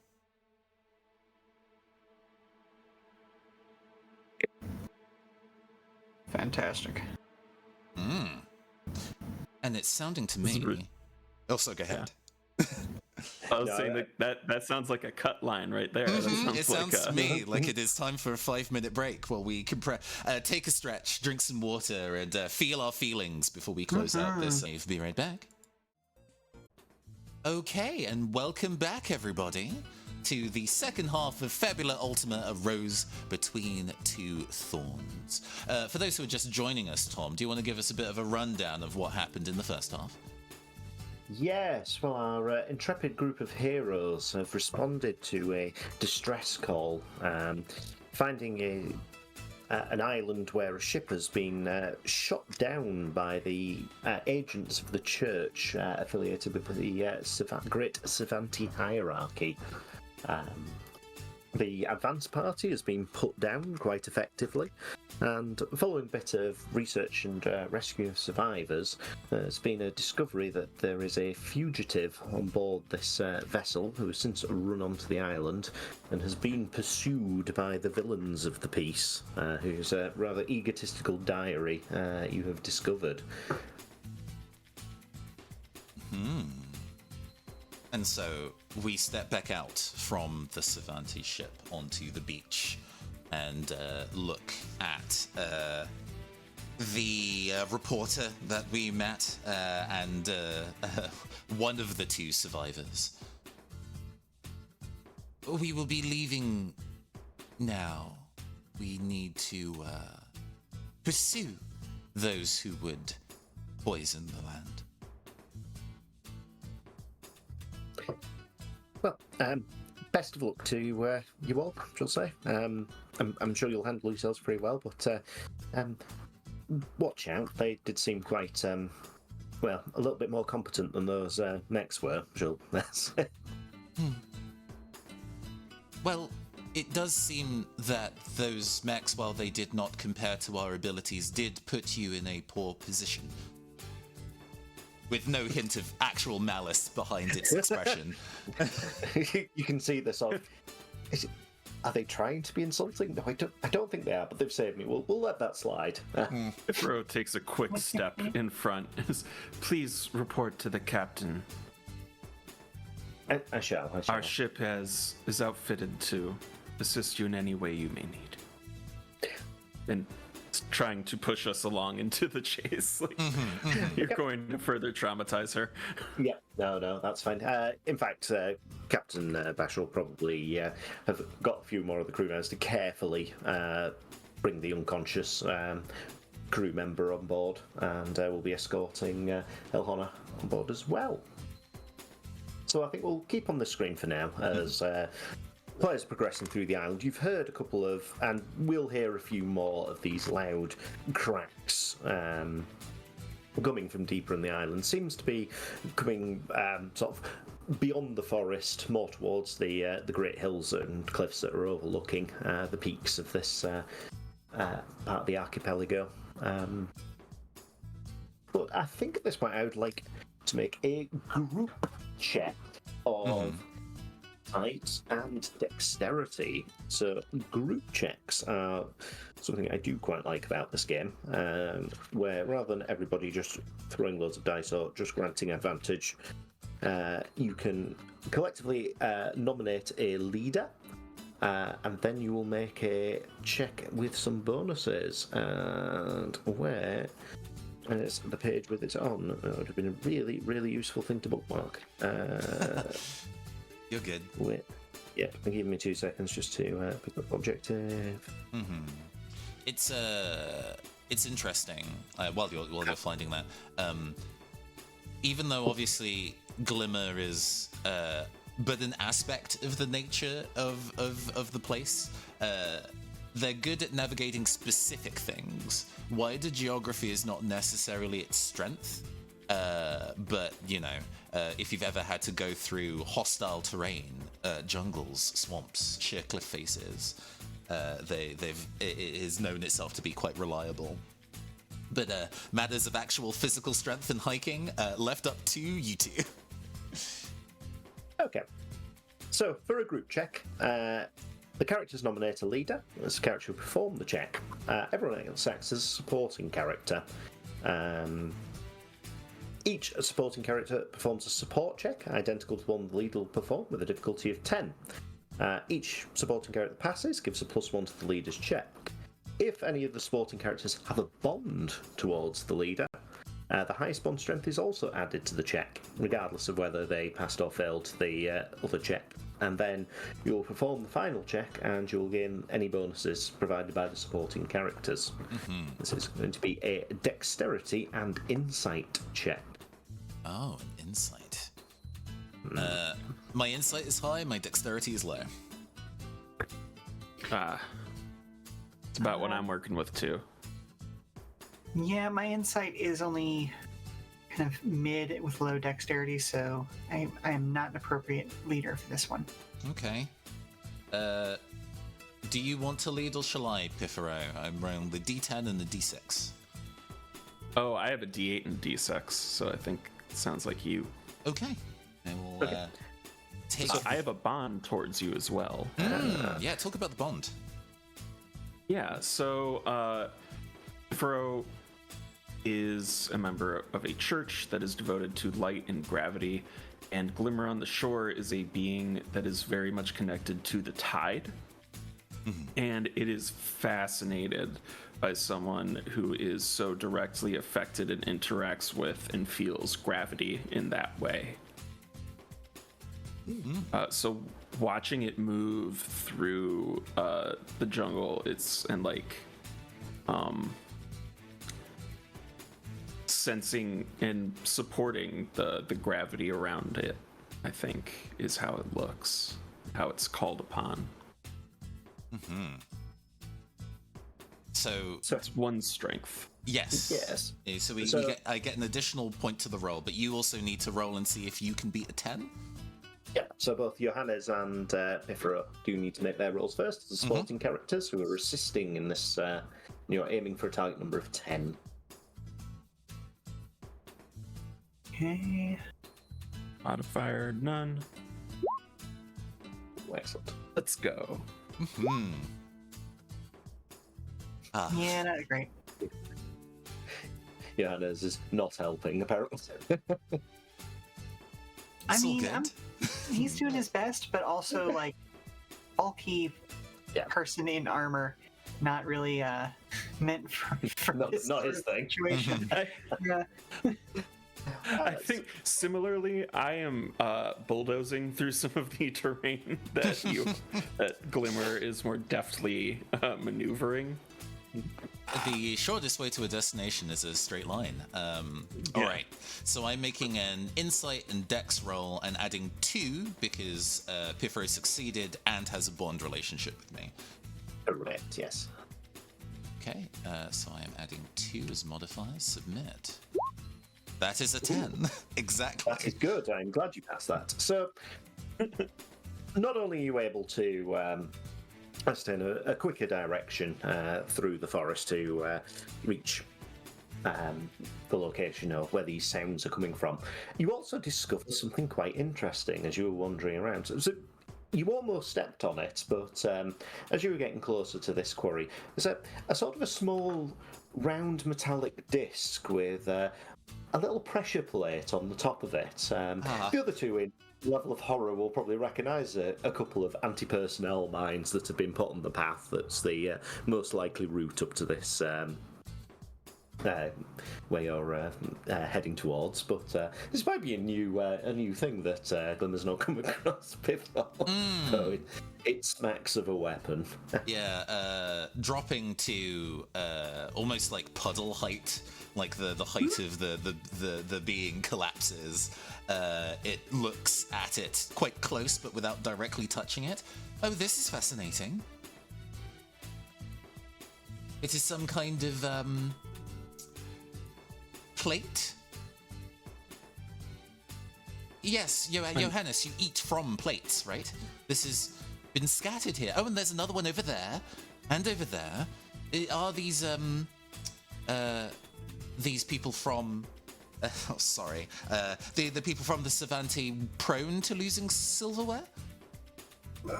You probably don't want to eat from that. That's going to scramble your egg at best.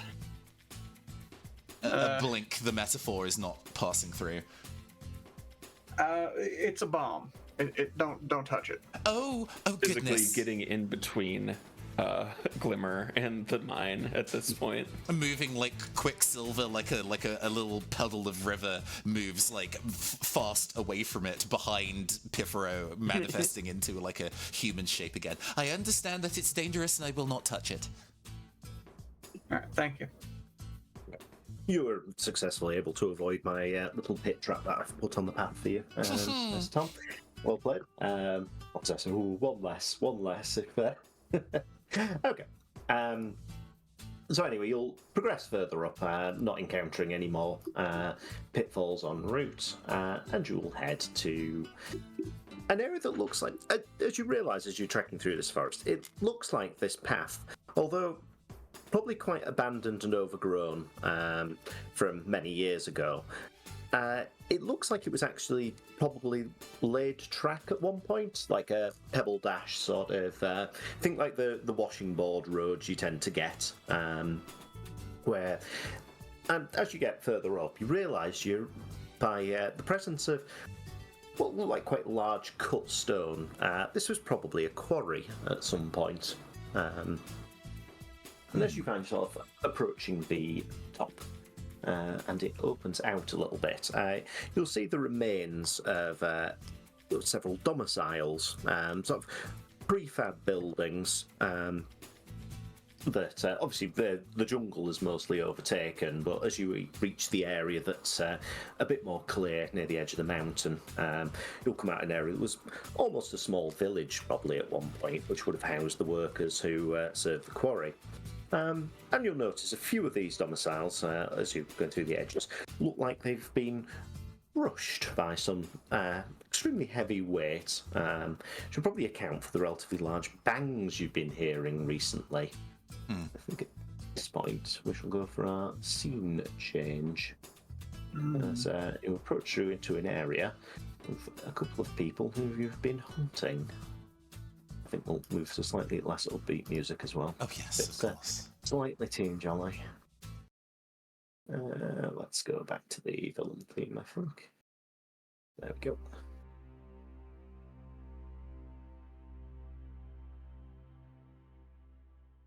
So come over.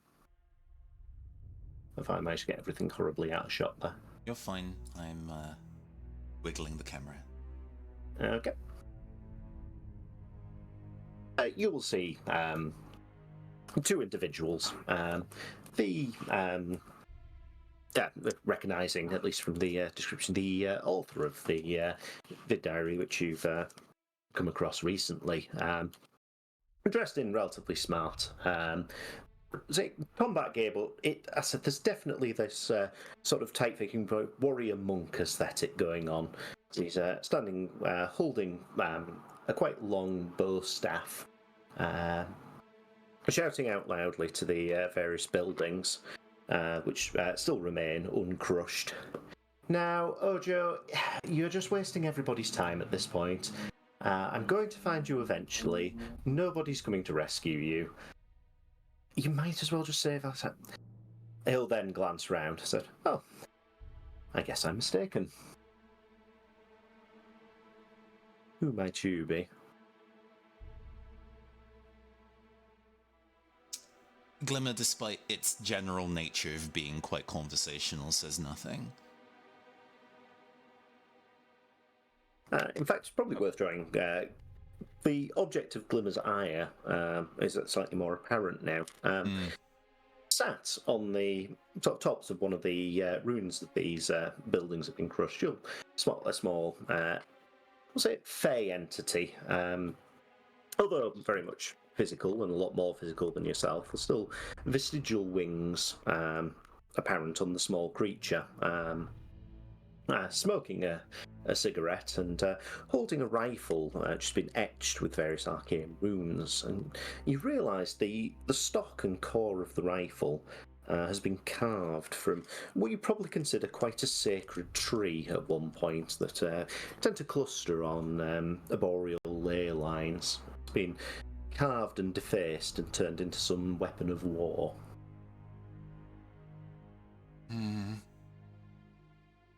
You are also from the Earth. From what part of the world do you hail? Now, above table, this is not a geography thing. This is I hail from the slate, from the leaves of trees, from the early morning rainfall, an abstract thing that is part of the world. From where do you hail from? She'll smile at you slightly.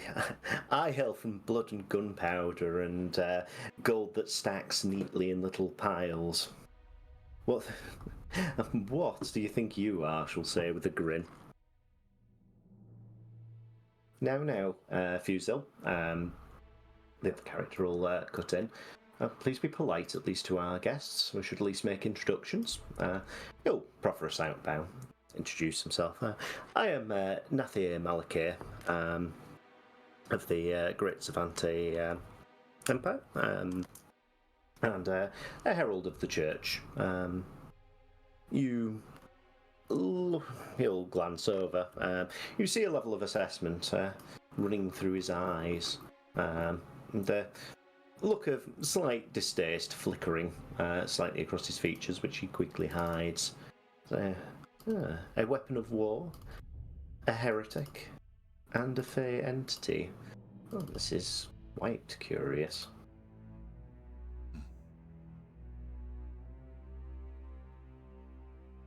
You will forfeit that twisted, warped nature of the earth that you've seized for yourself immediately. It is dangerous, and you do not know what it is capable of.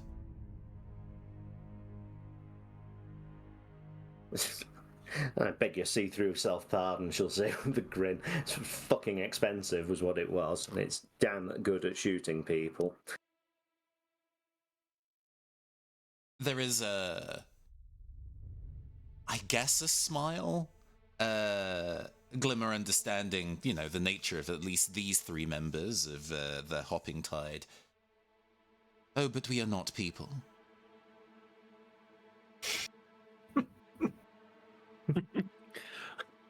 That Pifero calls to. I'm sorry. Did the warrior monk introduce himself? His name? Yes, Nathair. Nafaye. Nathair. Okay. I've also managed to get characters that are impossible to pronounce. It's not just. You believe that you serve light and gravity. That one serves you. Order her to the Fae. I'm afraid that I cannot comply with such an instruction. I'll say the Fae is under purely mercantile contract. I am here under orders from the highest of the church to retrieve a miscreant who has attempted to run from the Empire. It is my duty, and I shall be returning him. You serve nothing. An empty name. A title. A thing that believed itself ascended. I serve light, and I serve gravity.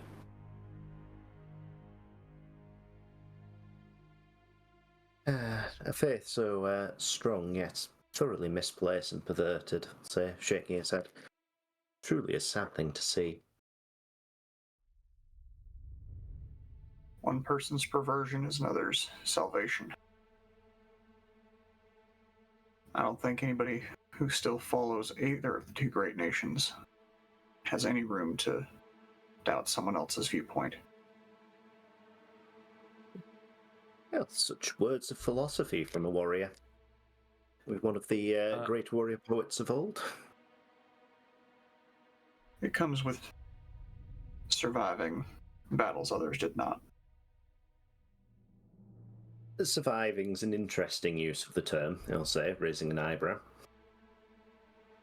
Any battle you can walk away from.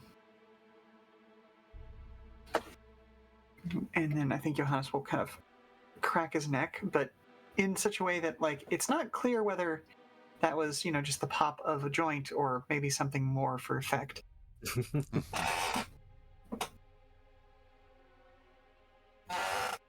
If you will not yield, then I suppose we must wrest such dangerous tools from you, and if needs be, let the sea claim you again.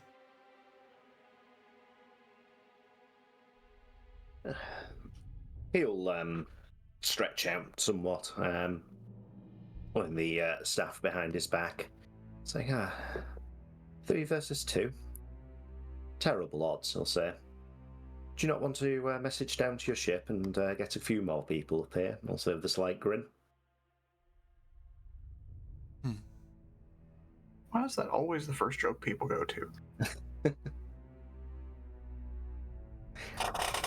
Nature can be cruel, Nathair, and I am sure you were about to learn that very directly. There is no real... No, Glimmer does not have a weapon to pull, but I think it just starts raining. Like, the cloud cover changes, the temperature of the air shifts.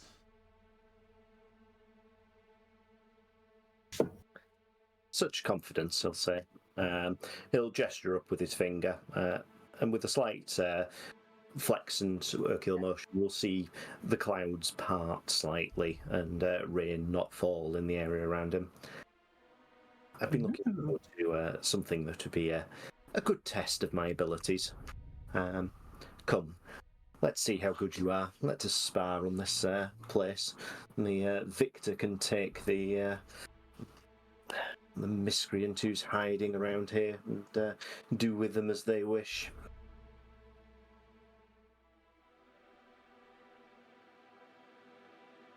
So I think at that point... Oh, yes. Let us throw hands. Let's throw hands. So I think we'll have an initiative roll from everybody at this point. Okay. As this screen does that lovely little swirly transition into a... breaks into a million shards of glass. Yes, absolutely. Yeah. Let's make sure I did this right. No modifier. Oh, yeah. Alrighty. Okay, so we got fifth rolls first. Johannes is last. Then Got 2 bulky boys on this team. Yeah. So we're gonna have. Let me just very quickly adjust my initiative. So we have a fight against the villains, who possess their own Ultima points as a pool of 5, which they can utilize themselves to various effects. Although there is only 2 entities in this encounter, there is a third. I'm going to turn that music down, so it's deafening me. It's far too decisive. It does a decisive battle. They will have a third initiative pass, of which will space in between the players quite neatly. So they have a special third villain slot on the initiative. The mercenary sniper, reacting first, jumps up into the air, spinning the rifle around and sporting a grin. It's like, don't know how to use this. What a cheek of it. And will fire off a special attack as she... you'll see a veritable array of magical circles and formulas found around the edge of the rifle in a very unholy off-purple colour. She'll fire off a hex-cursed M-Tech shot, which will fire probably straight towards That's a bit pumped. In fact, let's be honest, it's going straight towards Nathan. Yeah, it makes sense that you'd shoot Glimmer. Absolutely. We'll go for Glimmer and Pifero. However, the shot itself doesn't appear to be aimed directly at you, though more aimed to pass relatively nearby. It's like an AoE kind of deal. It's a warning shot that has been modified, so that is going to be D10 plus D10. Oh my god, that crits. I don't love that. A warning Oh, it shot, you does. say? Okay, so how do we go about this? So the shot does not do any damage. However, the impact as it shreds through the air. The arcing shot. Who dare go? I was going for Pifero first. It rolled a 19 for the record. This will inflict shaken upon Pifero, as it. That, if it had been aimed at you, your shields wouldn't have helped, and she's almost doing this just to show hitting you's not an issue. The rippling shot, however, has a different effect on Glimmer, as it tears 20 MP from you, as this effect goes fundamentally against what you are. My current or my max? Current. Oh, that puts me to 0 MP. I do not believe I have restored MP from what we did before, because there's a specific mechanic for that. Okay. Yeah. However, you will be able to potentially use inventory points for Oh, yes, absolutely. ethers. Good. And with that, Fusel will have taken her turn, and then we'll move to Pifero. Yeah, Pifero is going to gather itself and clasp its hands, call upon gravity as it casts Accelerate. Let me double check something. Okay, target one creature.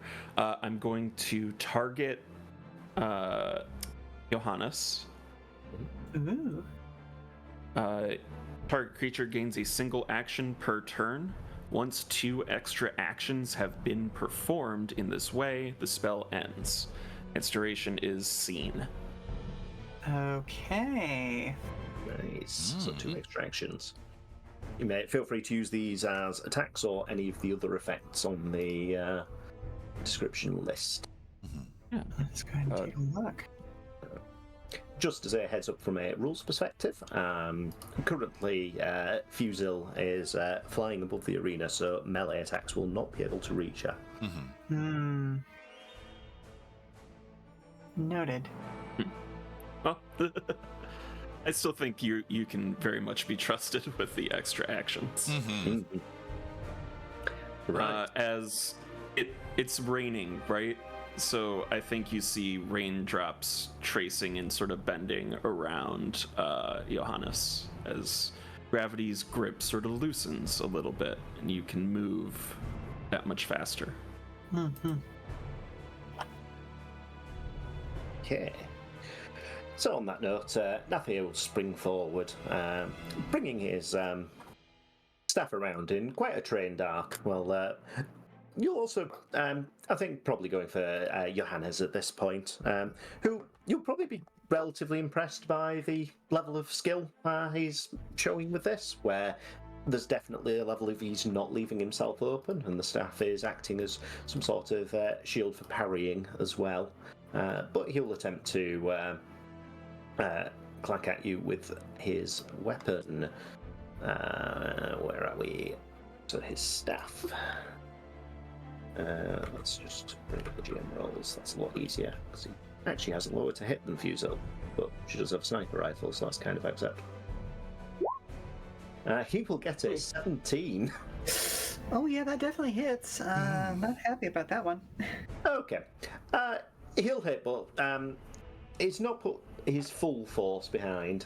He will hit you for 14 points of damage. As he catches you in the chest with this. And then Ju brings it back and crosses blades with you. Blades who enhanced staff. Right, moving swiftly on, we get to Glimmer. Yeah. Although I suppose it can be whether Johannes wants to go and use because those extra actions does that mean you insert yourself in the turn order, or your turn you get multiple actions in that turn? On your turn, you get multiple actions. Gotcha. Yeah, Okay. that's fine. Okay, good. For my action, I think flavored in, because there's no reason why Glimmer would be carrying items. I spend 3 inventory points to produce an ether, which restores my MP by 50.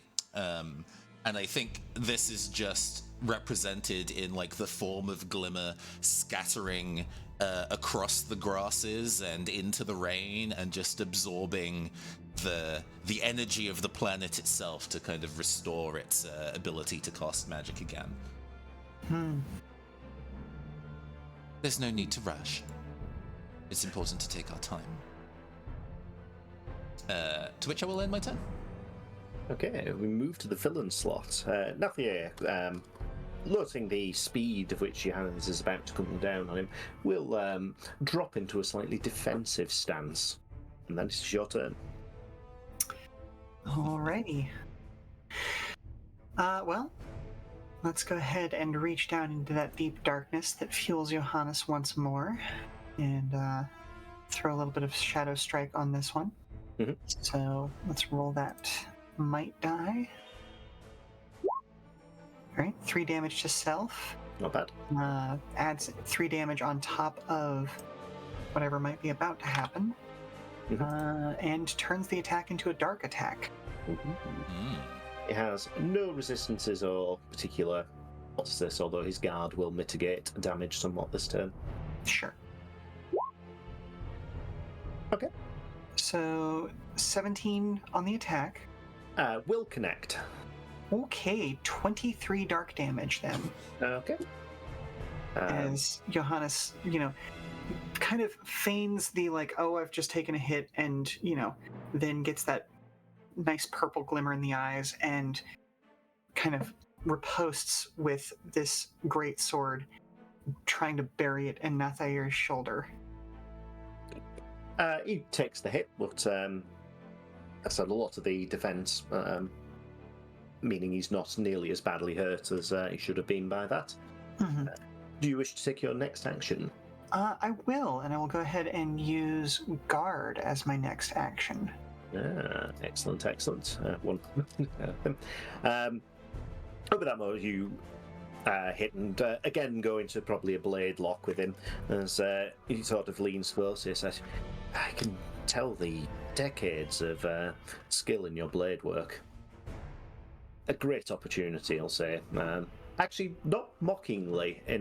There's definitely a level of respect of like someone who is very much an of the sword kind of guy, recognizing someone else who knows the skills. Fuzil, take him. I was going to say Johannes will sort of half mockingly, just in the vibe of banter. Well, maybe if you actually manage to survive long enough, you'll pick some of this up yourself.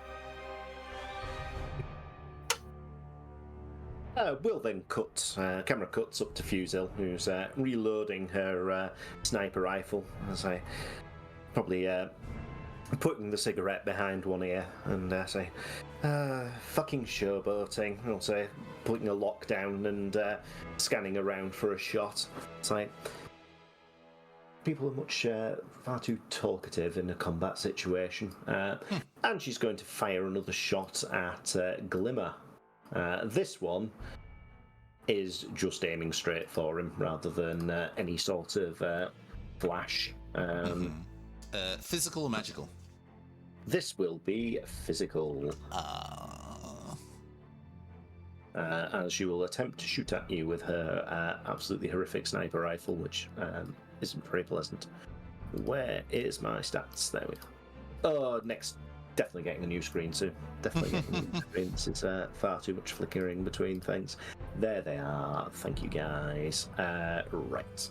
Excellent. D10 plus D10 plus 1. Ooh, Oh. However, this shot rings past you. Usually the slightly flowing nature of your form, meaning you're quite hard to pin down. Yeah, I think she goes for a headshot against Glimmer, and it just moves the mass away from the center of its face, and letting what would be a headshot just go directly through. You're wasting your energy. Wouldn't be if you stood still, she'll mutter to herself. Brown to Pifera. People never stay still, let me shoot them. Pifero goes to cast another spell. Now its hands are spread outwards as motes of light are generated from them that move to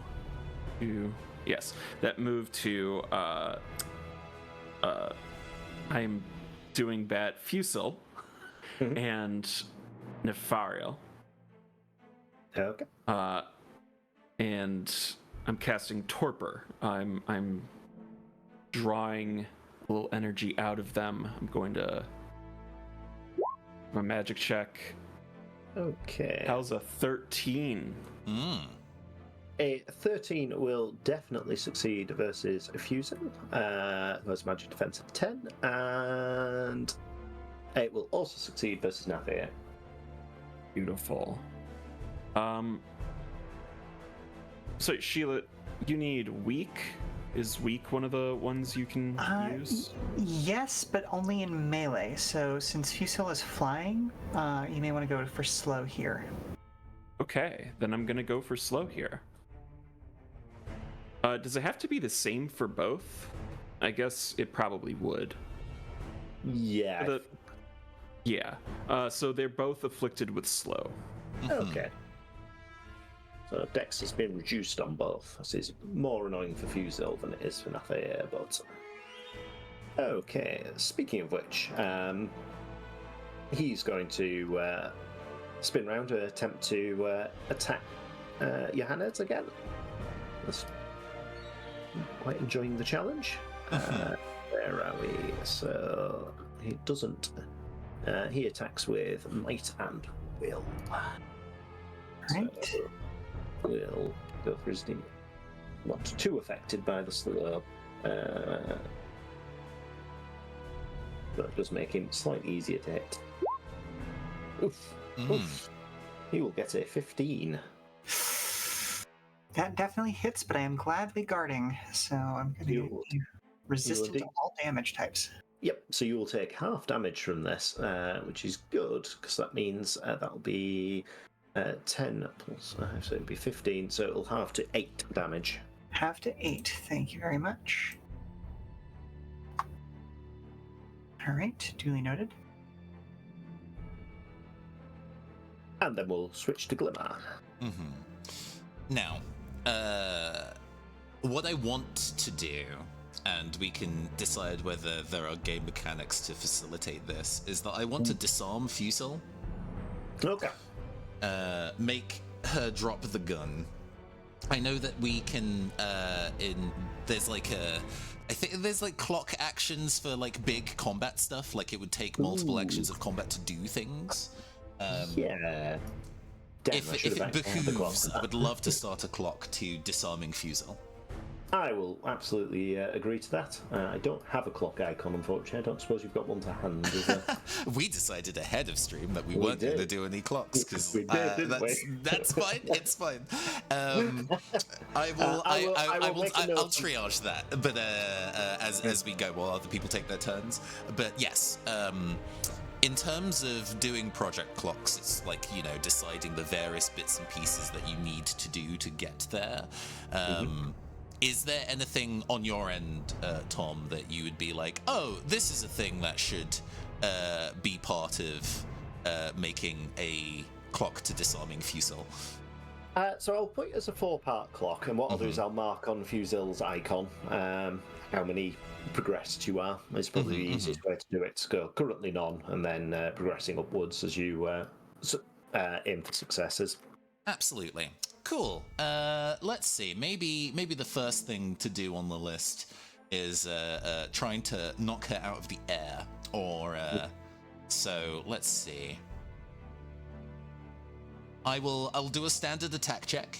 I'm happy to spend additional MP to attack the gun in a very I attack the darkness D&D 2.0 energy.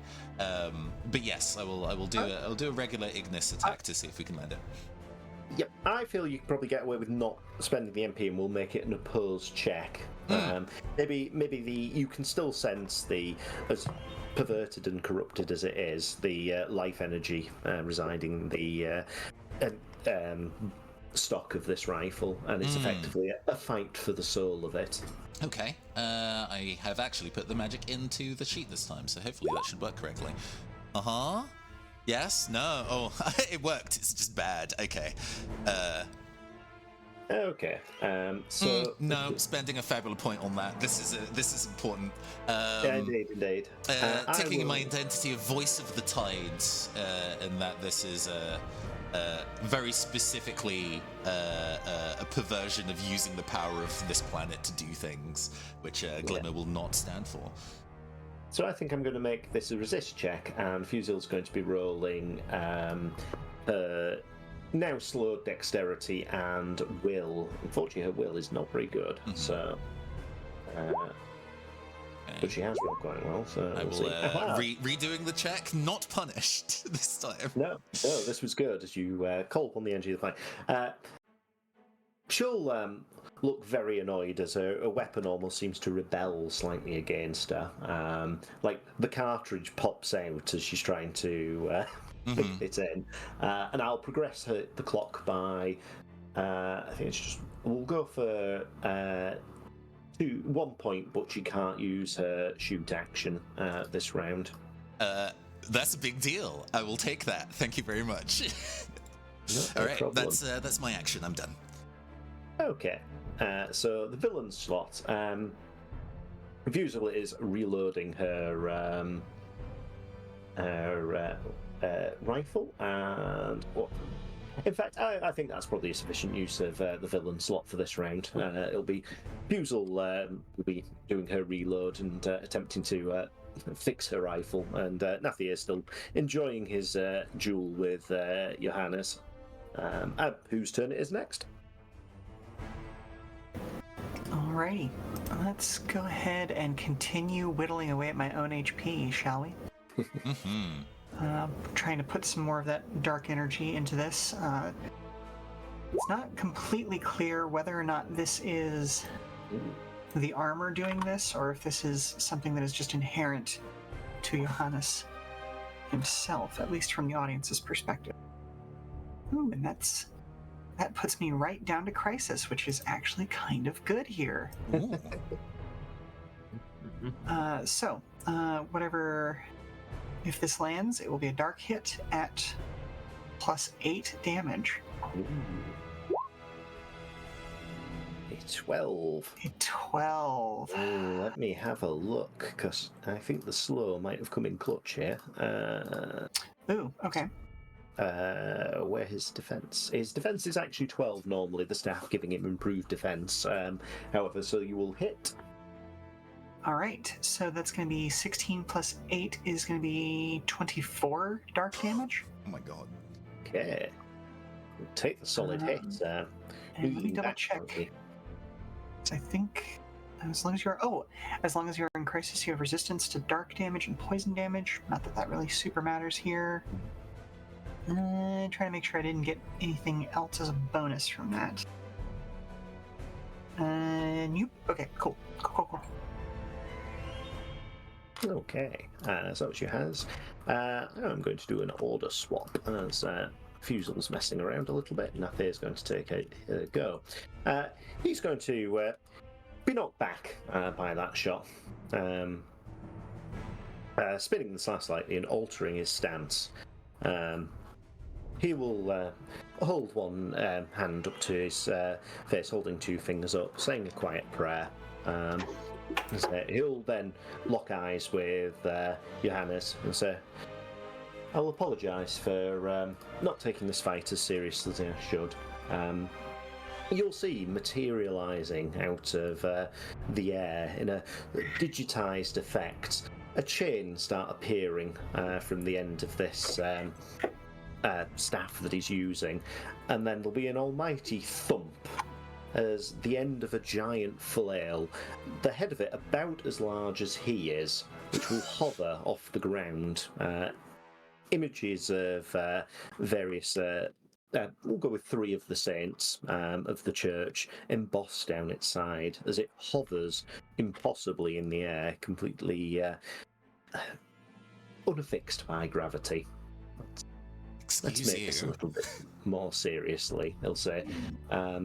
Spinning round, there's a clack, clack, clack as the chain arcs through the air, and this huge flail then cannons towards Johannes with an impossible amount of force. And should make an attack. Only scoring a 9. Apparently the size of it making it a little bit more unwieldy, but to get out the way, but the remnants of one of the houses behind you exploding into various pieces as this huge piece of metal, gravity and faith slams into the area behind you, carving a huge divot into the ground. She'll then return and hover behind Nathair, who has reduced his defense slightly by swapping to a 2-handed weapon.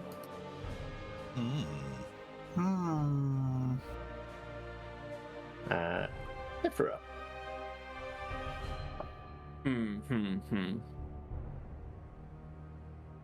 think I'm still in spellcasting mode. I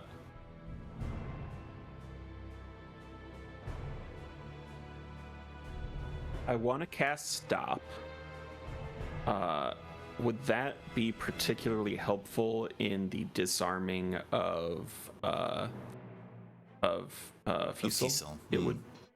I suspect. It means that the target has 1 less action per turn. Is the mechanical function? Yep. Yeah. Hands clasp as I call upon gravity. Ooh. 7's not going to do it, is it? 7 is not going to do it, I'm afraid. Which is why I'm going to spend a Fabula point. That's very sensible. I beseech gravity to make that roll again, and this time do it good. That is just enough. Yes. I don't want to, because it's gravity, I want to say that she like slams back down into Earth, but I know that flying means something mechanically, so I don't. Yeah, I think it's probably like. Yeah, I think it probably locks her in position mid reload, as she'll lose an action this turn. So that will be Fusel's go. She loses her action, and then we'll move on to Glim. If a cartridge pops out, it like zooms into the Earth, but her magic allows her to resist that. Does that move the clock along at all? No, but it'll make it easier for you to move it along now, I think. Gotcha. I think if you have a success, I'll give you 2 points rather than 1. Yeah, if it's my action, then, what will be the best way for me to do the thing? I know what I want my last segment to do, but I'm going to wait until the last segment because drama and so on and so forth. Yeah, long-ranged attacks are not really a thing that's within my remit too much.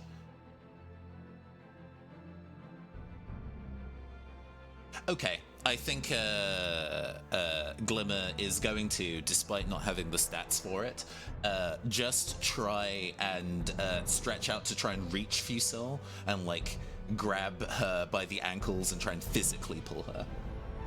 Okay. Which would, be a might stat, which I'm bad at, but hey, I think Glimmer is desperate to try and wrest the gun from her. Given the fact that she's currently stopped, I will make this a difficulty 8 check against the static rather than her opposing it. What stats am I using in the roll? It would be might and... I'm trying to think what's probably appropriate. You can double up as well, so if it's double might, that also... I'd probably go for might dex, because it's sort of you finding something to jump off to get to a height where you can at least grab at her. Sure thing. Let's go roll that, no mods.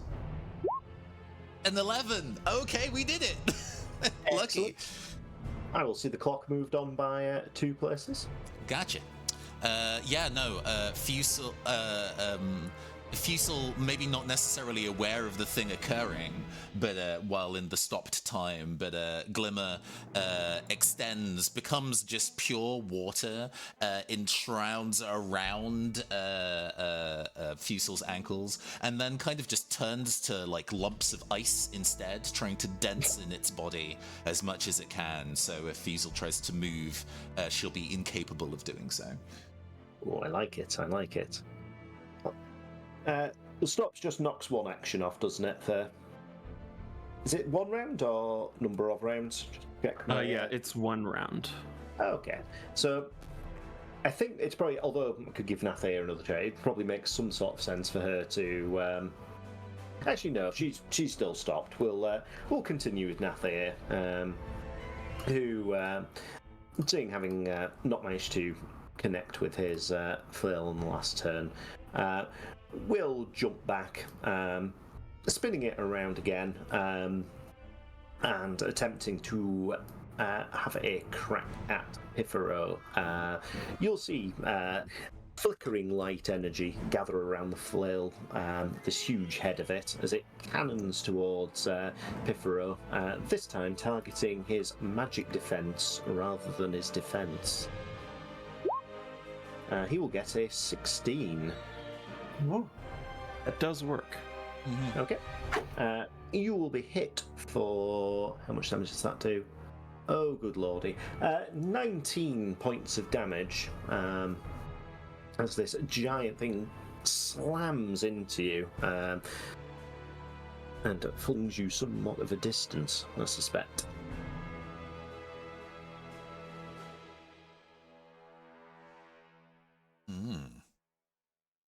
Moving swiftly on. Yeah. This has been the first time that you've taken a significant kind of damage like that, huh? Yeah, no, this is the first time you've seen it take a big ol' hit like that.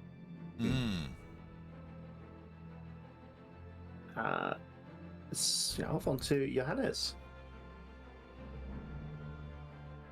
So, Johannes still has 1 more bonus action. And I think, unless I get incredibly lucky on this first one, I already know what's going to happen. What's already going to happen there. So yeah, let's continue shadow striking. I'm well aware of the fact that I am endangering myself at this point, but it is what it is. All right, 6 damage to self, and neat.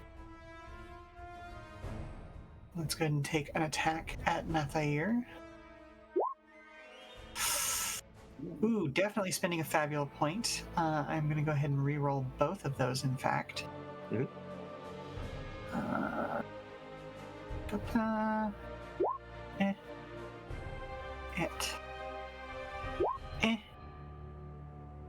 That will connect as he has reduced his defenses, fighting the great weapon. Okay. So that's going to be 16 plus another 6 is going to be 22. Yeah, 22. Dark damage there. Yep. And then with that second bonus action from Accelerate before, I will go ahead and attack again. This time just a regular attack. I'm not going to push my luck there. Connect. Another 17 damage. Just Oh my God. pure physical this time. And I think this does turn into that like classy spinning attack with the greatsword where hits once, carries through, spins around for a second hit, with slightly less impact, but you know, still does the job. Okay. He goes flying backwards, slamming the was technically now the haft of this flail into the ground to steady himself as it drags a crevice through the quarry floor. Fusel, looking down as the stop spell wears off, will glance at that she's in a bit of a precarious position. We'll spin the rifle down and attempt to bring the sharp end of the bayonet, which, on close examination, appears to be extending out of the woodwork, covered in thorns and quickly blooming into a black rose that then shatters as she attempts to bring it down on me, on Glimmer. Yeah, on Glimmer, apologies, yeah. So, I shall go for... Let's have a look. What does she do? She's not actually that good with this, so it's a bayonet stab, which is a d10. She will get it. 13. Yeah, that beats my physical defense of 7. Okay. So you will take not a huge amount of damage. You will take 11 points of damage. Okay. However, the very cursed nature of this rifle will inflict poison upon Glimmer. Okay. Like, get the fuck off me, you backwards piece of protoplasmic crap.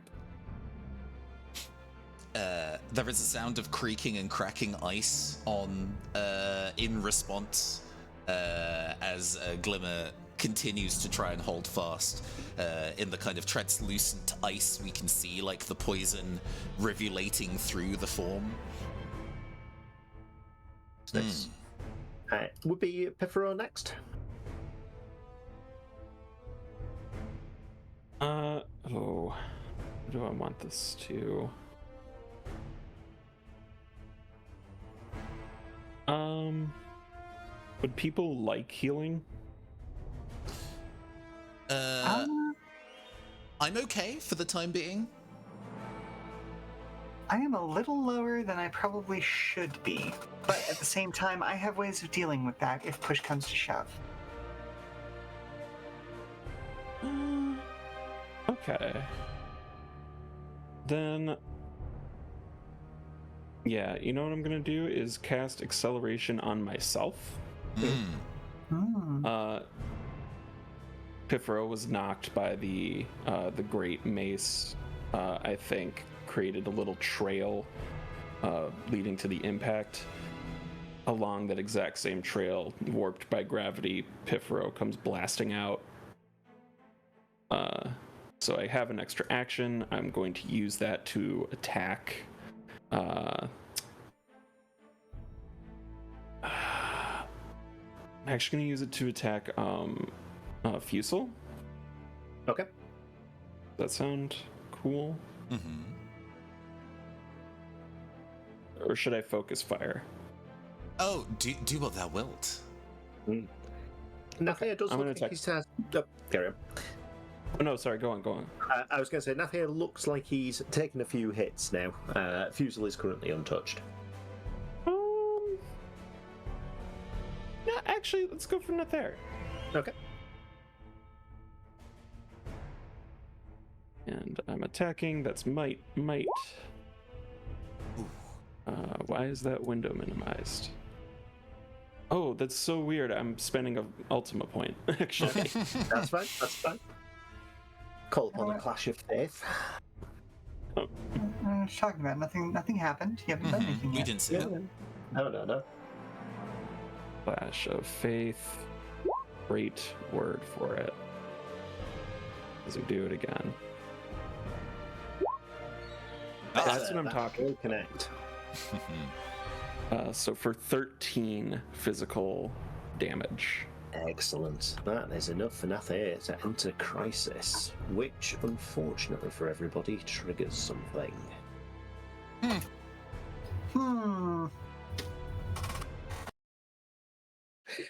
Nathalie, not backed by the final shield slam, looks up and locks eyes with you. Determination still wrought across his face to continue the fight. Then he'll sort of stand bolt upright, and you'll hear him say, "No, Mother, I have this. I must prove myself." And then something subsumes his will slightly, and a different pair of eyes lock, probably with Pifero at this point.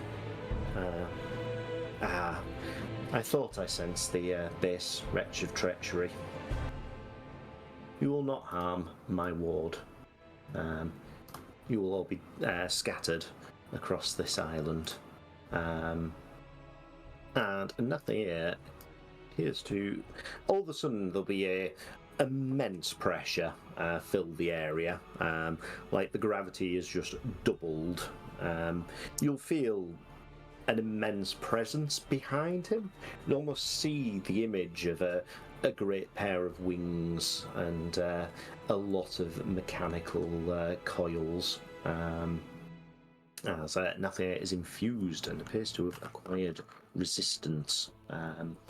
He will, his go next,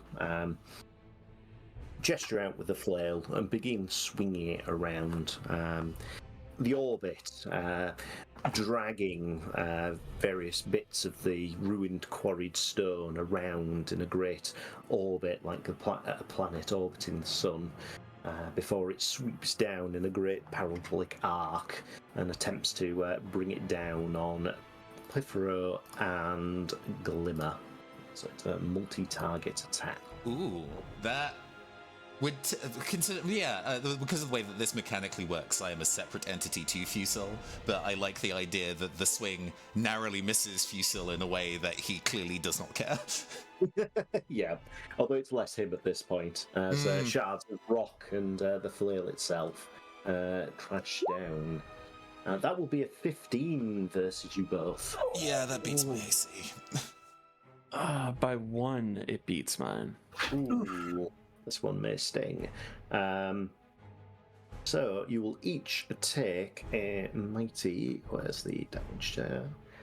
19 points of damage. That very nearly kills me in one go. Oh I my am in god. crisis.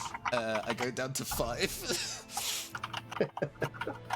Great. Everyone stay alive till my next turn. Fusil, somewhat panicking. Holy health, boss! What the hell? It's a flying block that's about 8 times the size of nearly swats her out of the air.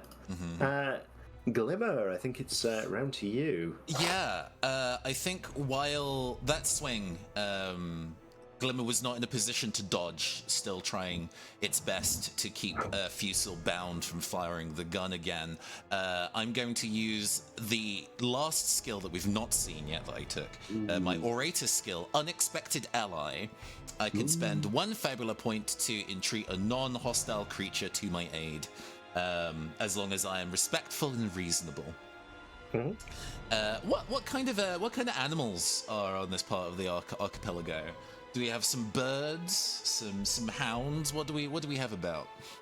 I think some sort of maybe birds of prey that might look at something about the size of a fairy as potentially edible. In the nature of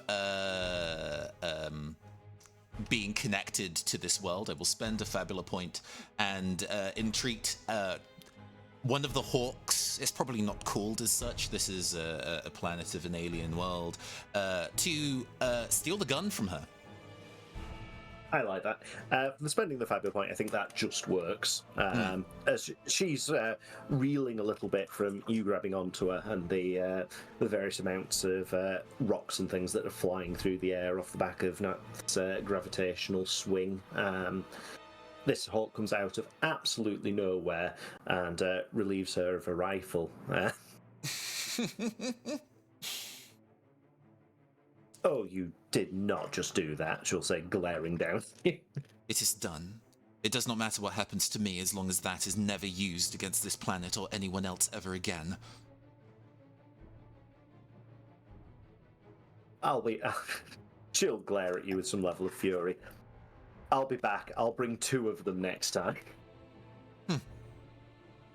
Speaking of villain sort, Fusel kicks off from you, noting her rifle missing. She shall reach into her pouch and she shall hurl something towards the slightly possessed Nathair.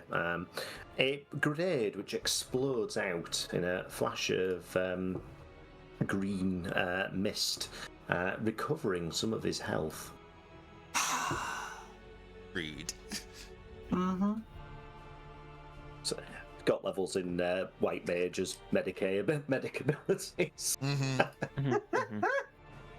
Speaking of, Indeed.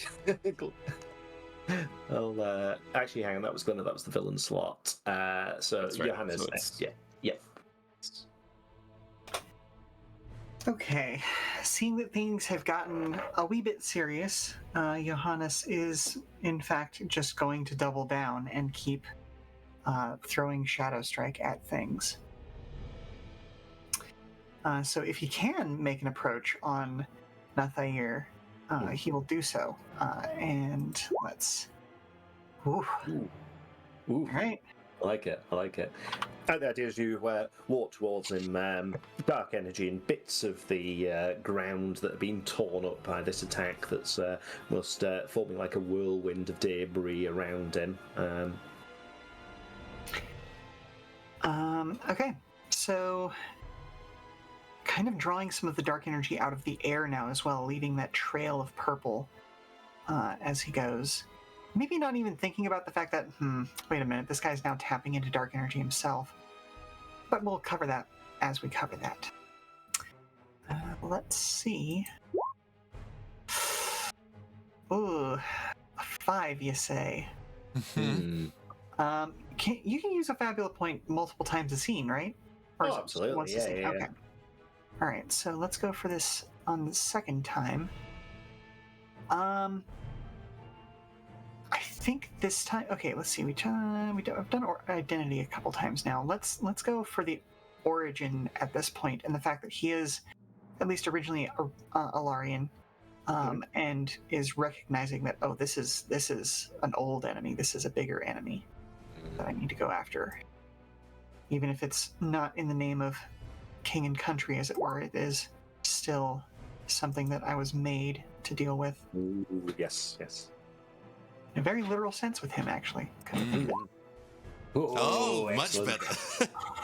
All right. Oh, So, critical success starts off as a 26 damage, goes to 25 damage thanks to the Shadow Strike. And then that is dark, so I don't know if that's going to have an effect, but here we are. Well, it still appears to affect. Okay. Nothing, although he appears to be resisting energy somewhat, this lash does catch the attention of his patron as obviously. I would also like to use this critical to afflict him with weak. Ooh.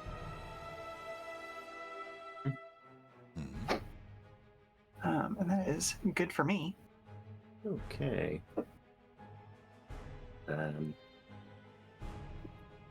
Fusel will. Oh no, sorry. It's it's her again.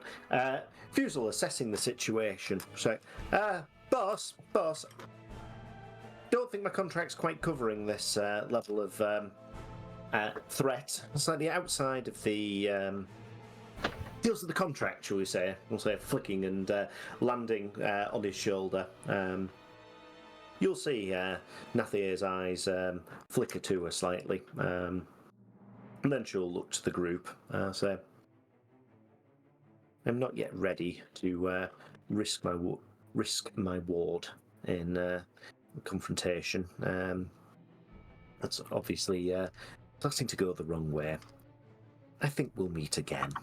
you'll see Nathier's regular eyes sort of come back and will look to Johannes and Glimmer and Pifero. So, till next time we meet, and we'll utilise his villain ability to spend an Ultima point as his ward will activate some teleportation tether, and he is ripped out of the area, presumably back to Gran Cervantes, with an audible pop.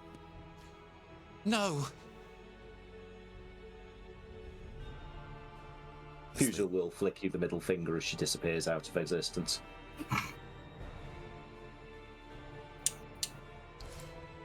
I don't know how to feel. Oh, that is not appropriate music, I think. That one. Thank you. Their orbits left our own for now. Rocks rain back onto the arena as gravity returns to normal. There is everybody okay? Been better.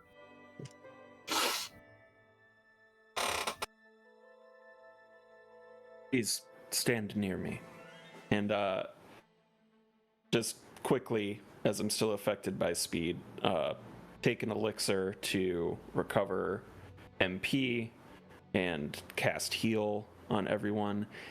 What that really is going to look like is just chanting and equations as light fills everyone and heals our wounds for 40. Mm-hmm. Not that we need it, but...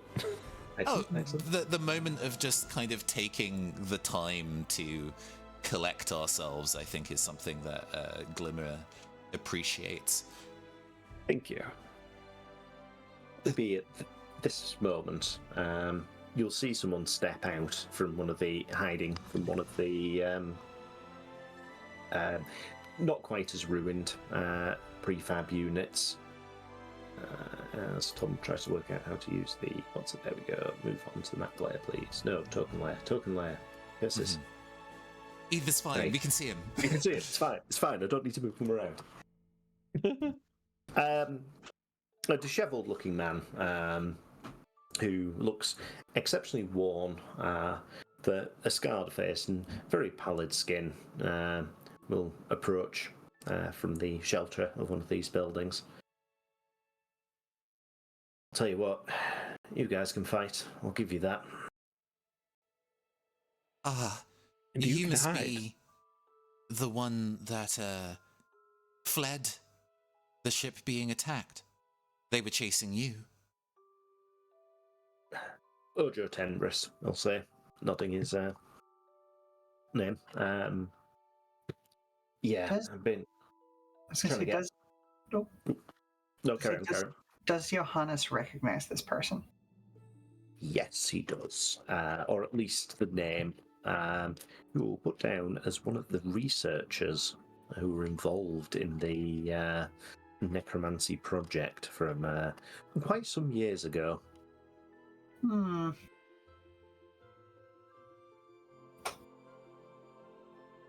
Alright, he won't say anything immediately then, let the man speak his piece, but has feelings about this. I can imagine.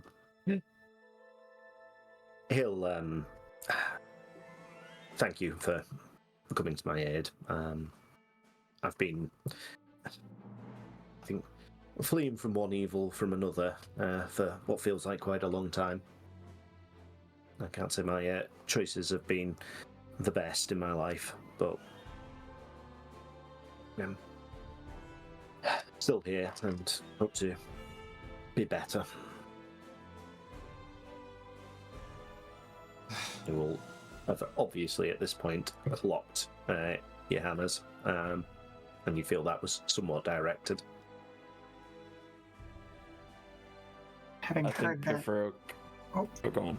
So I think having heard that, Johannes will come back with, I suppose that second chances being what they are for people like us, I can hold my tongue for now. We're willing In to a help gesture anyone. of diffusing, Pifero kind of steps between them. Your orbit has joined ours. Please return with us to our ship. We can take care of you for a time. Indeed. We're willing to lend aid and a hand to anybody who is able and willing to restore balance, to hear, to reject the life that you have been set. It was... Johannes was capable of doing so. Are you also? I definitely like to try, also. Right.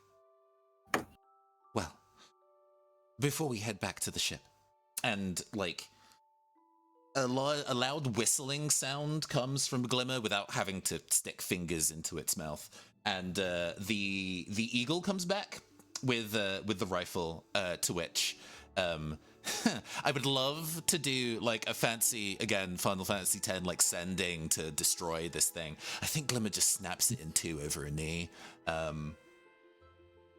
Yeah, I think the metal bit comes apart quite easily, and then the cursed wood butterflies off to be separated from the curse that's bound it.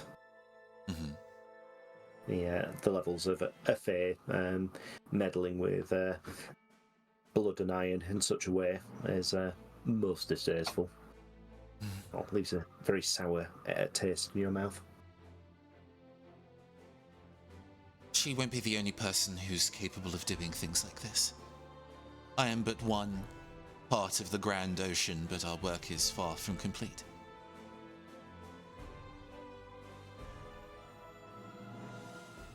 I think on that point, the camera's probably going to pan out to the sunset as it sets on the scene as the players begin their descent back down to their ship, successfully rescuing Ojo and have a joyful reunion with Bash, Shilhane, and the rest of the crew.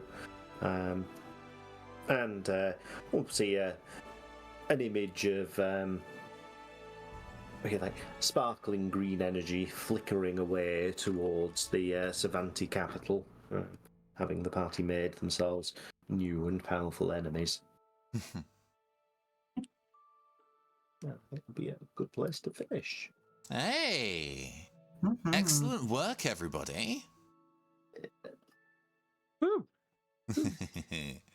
Yeah, that has been our opening to Phantom Arts Fest, starting with a session of Fabula Ultima run by Tom.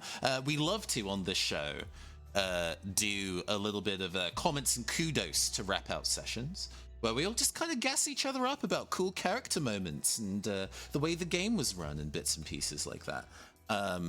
I, to start things off, really loved, Sammy, your kind of the vision of Pifero and how they operate, and the kind of like getting a hint of somebody through their kind of like dialogue choice. And I think you really carried that super, super well. I really understand how Pifero operates. It's great.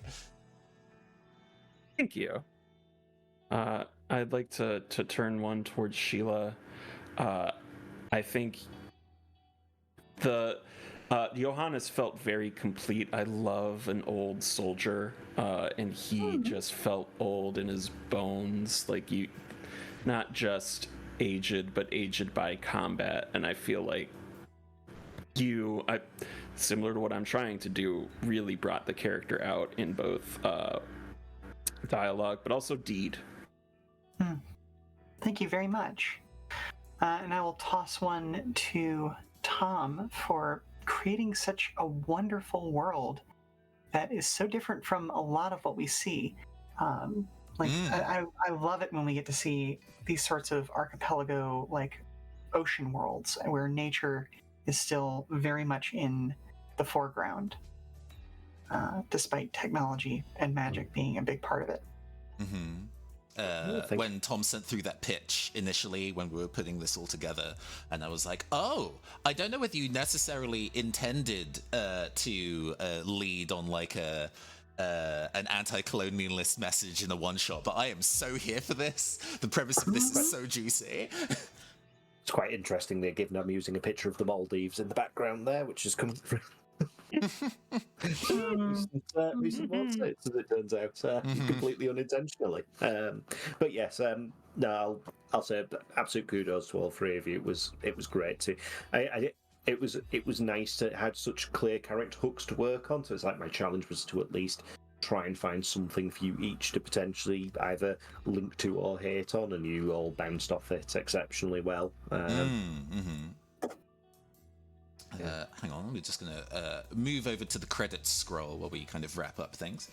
There we go. That's going. No, I think being able to kind of tie in JRPGs are such grand narratives and all the kind of I think you did a really good job on setting up what feels like was going on before and could go on after. So we got like a good chapter of a disc of a PS1 RPG that was kind of timed and paced really well. I enjoyed that. And last thought on my end is when we were building our characters together, I really liked how we really expressed what we wanted out of the kind of character to build, but also harmonized our skill sets really nicely. You know, sometimes when you're putting a game together, you're like, oh, I'm just going to do me, and I'm going to have my mechanics all work with myself. But there was a lot of interlinkedness in what our characters could do that I really appreciated. I will say that feels like a strength of this system, just because of the fact that you're intentionally combining multiple classes together. It encourages that sort of, like, yeah, the synergy is there within yourself, but also it encourages you to look at others and go, okay, well, but how can I synergize with them too? Indeed. Especially, it does that thing. I know we got to wrap up, but it does the thing that I like go for it, please. Where it says character creation that has to be with other people. Like, you can have an idea, but when you're really putting it together, you gotta work with other people because you're building the world at the same time too. Yeah, I look forward to giving this another whirl. It's a very interesting blend between a more kind of systems-based JRPG and a narrative one. So we might see if I want to go and play this off air at some point in the future. It's a good time. To go over our cast one last time so everybody can kind of shout themselves out. Y'all sitting in the chat, please do give a round of applause to our fabulous players today, and actually spell my own key command. Yeah, there we go. Please give everybody a follow and support them if you're still hungry for tabletop RPGs. There will be another session on this channel in just under an hour. I will be running Heartbeats in Perfect Sync, to which Sheila will also be joining me for, and a number of other fabulous tabletop RPG VTubers. But since I just name dropped you, Sheila, who are you? Where can we find you? So, my name is Sheila Ornthalis, and you can find me at the Come and Go Tavern, just at Come and Go Tavern on Blue Sky and Twitter, as well as on Twitch. I'm also associated with a number of other TTRPG productions, particularly those of Protodrive, which is a Lancer-based, car racing game in the vein of Initial D. And there is another system coming out soon from the makers of Protodrive called Return of the Dawnbringers, which was very heavily inspired by the Boktai Game Boy Advance games. Don't have a date on that one yet, but it's coming soon, capital S. Yeah, I've been looking at it. It's very juicy. The work that you've been adding to that project, I really think makes it sparkle. The descriptions of rooms and stuff are really cool. Sammy, who are you? Where can you be found? I'm Sammy. You can find me on Blue Sky, Frunding Loom, and you can also find me on Twitter with an underscore in between those two non-words. I will be on the Exiled podcast, which is an actual play RPG with lots of comic book superheroes playing on the multiverse. We've been doing that for golly, a long time now. It's wrapped up, but every year we like to do annuals. I actually got to run one, so please keep an eye out for that. exiledpodcast.com. And I also want to shout out Bannerless Games, which I did do last year. Check out bannerlessgames.itch.io for lots of really cool narrative-driven single-player RPGs. Yeah, if you wanna, what if Doom or like a Boomer Shoot was a tabletop RPG, then you need to go play Hellgrinders today. Good energy. Those games have such good energy. Interesting. Last but by absolutely no means least, our GM for this session, Tom Greenwood. Yes, I'm hiding on various places on the internet or in a pub somewhere. So usually if I'm a parent, I'm on this channel and definitely playing at least one more game this fest. Absolutely. Okay, that's all the time we have for this recording, but please do stay on that dial. We will be back in an hour, just under an hour, with Heartbeats in Perfect Sync. It's going to be a good time. I'm going to be running a giveaway for the game itself, because there's been a game expansion that has just released like earlier this week. So I'll be giving some codes away to people who would want to go and play that game for themselves. But until then, I have been your androgynous android late night DJ Nathan Blades. This is Phantom Arts Fest on the Neoncaster Twitch channel, and we will see you all very soon. Farewell, my children. Goodbye.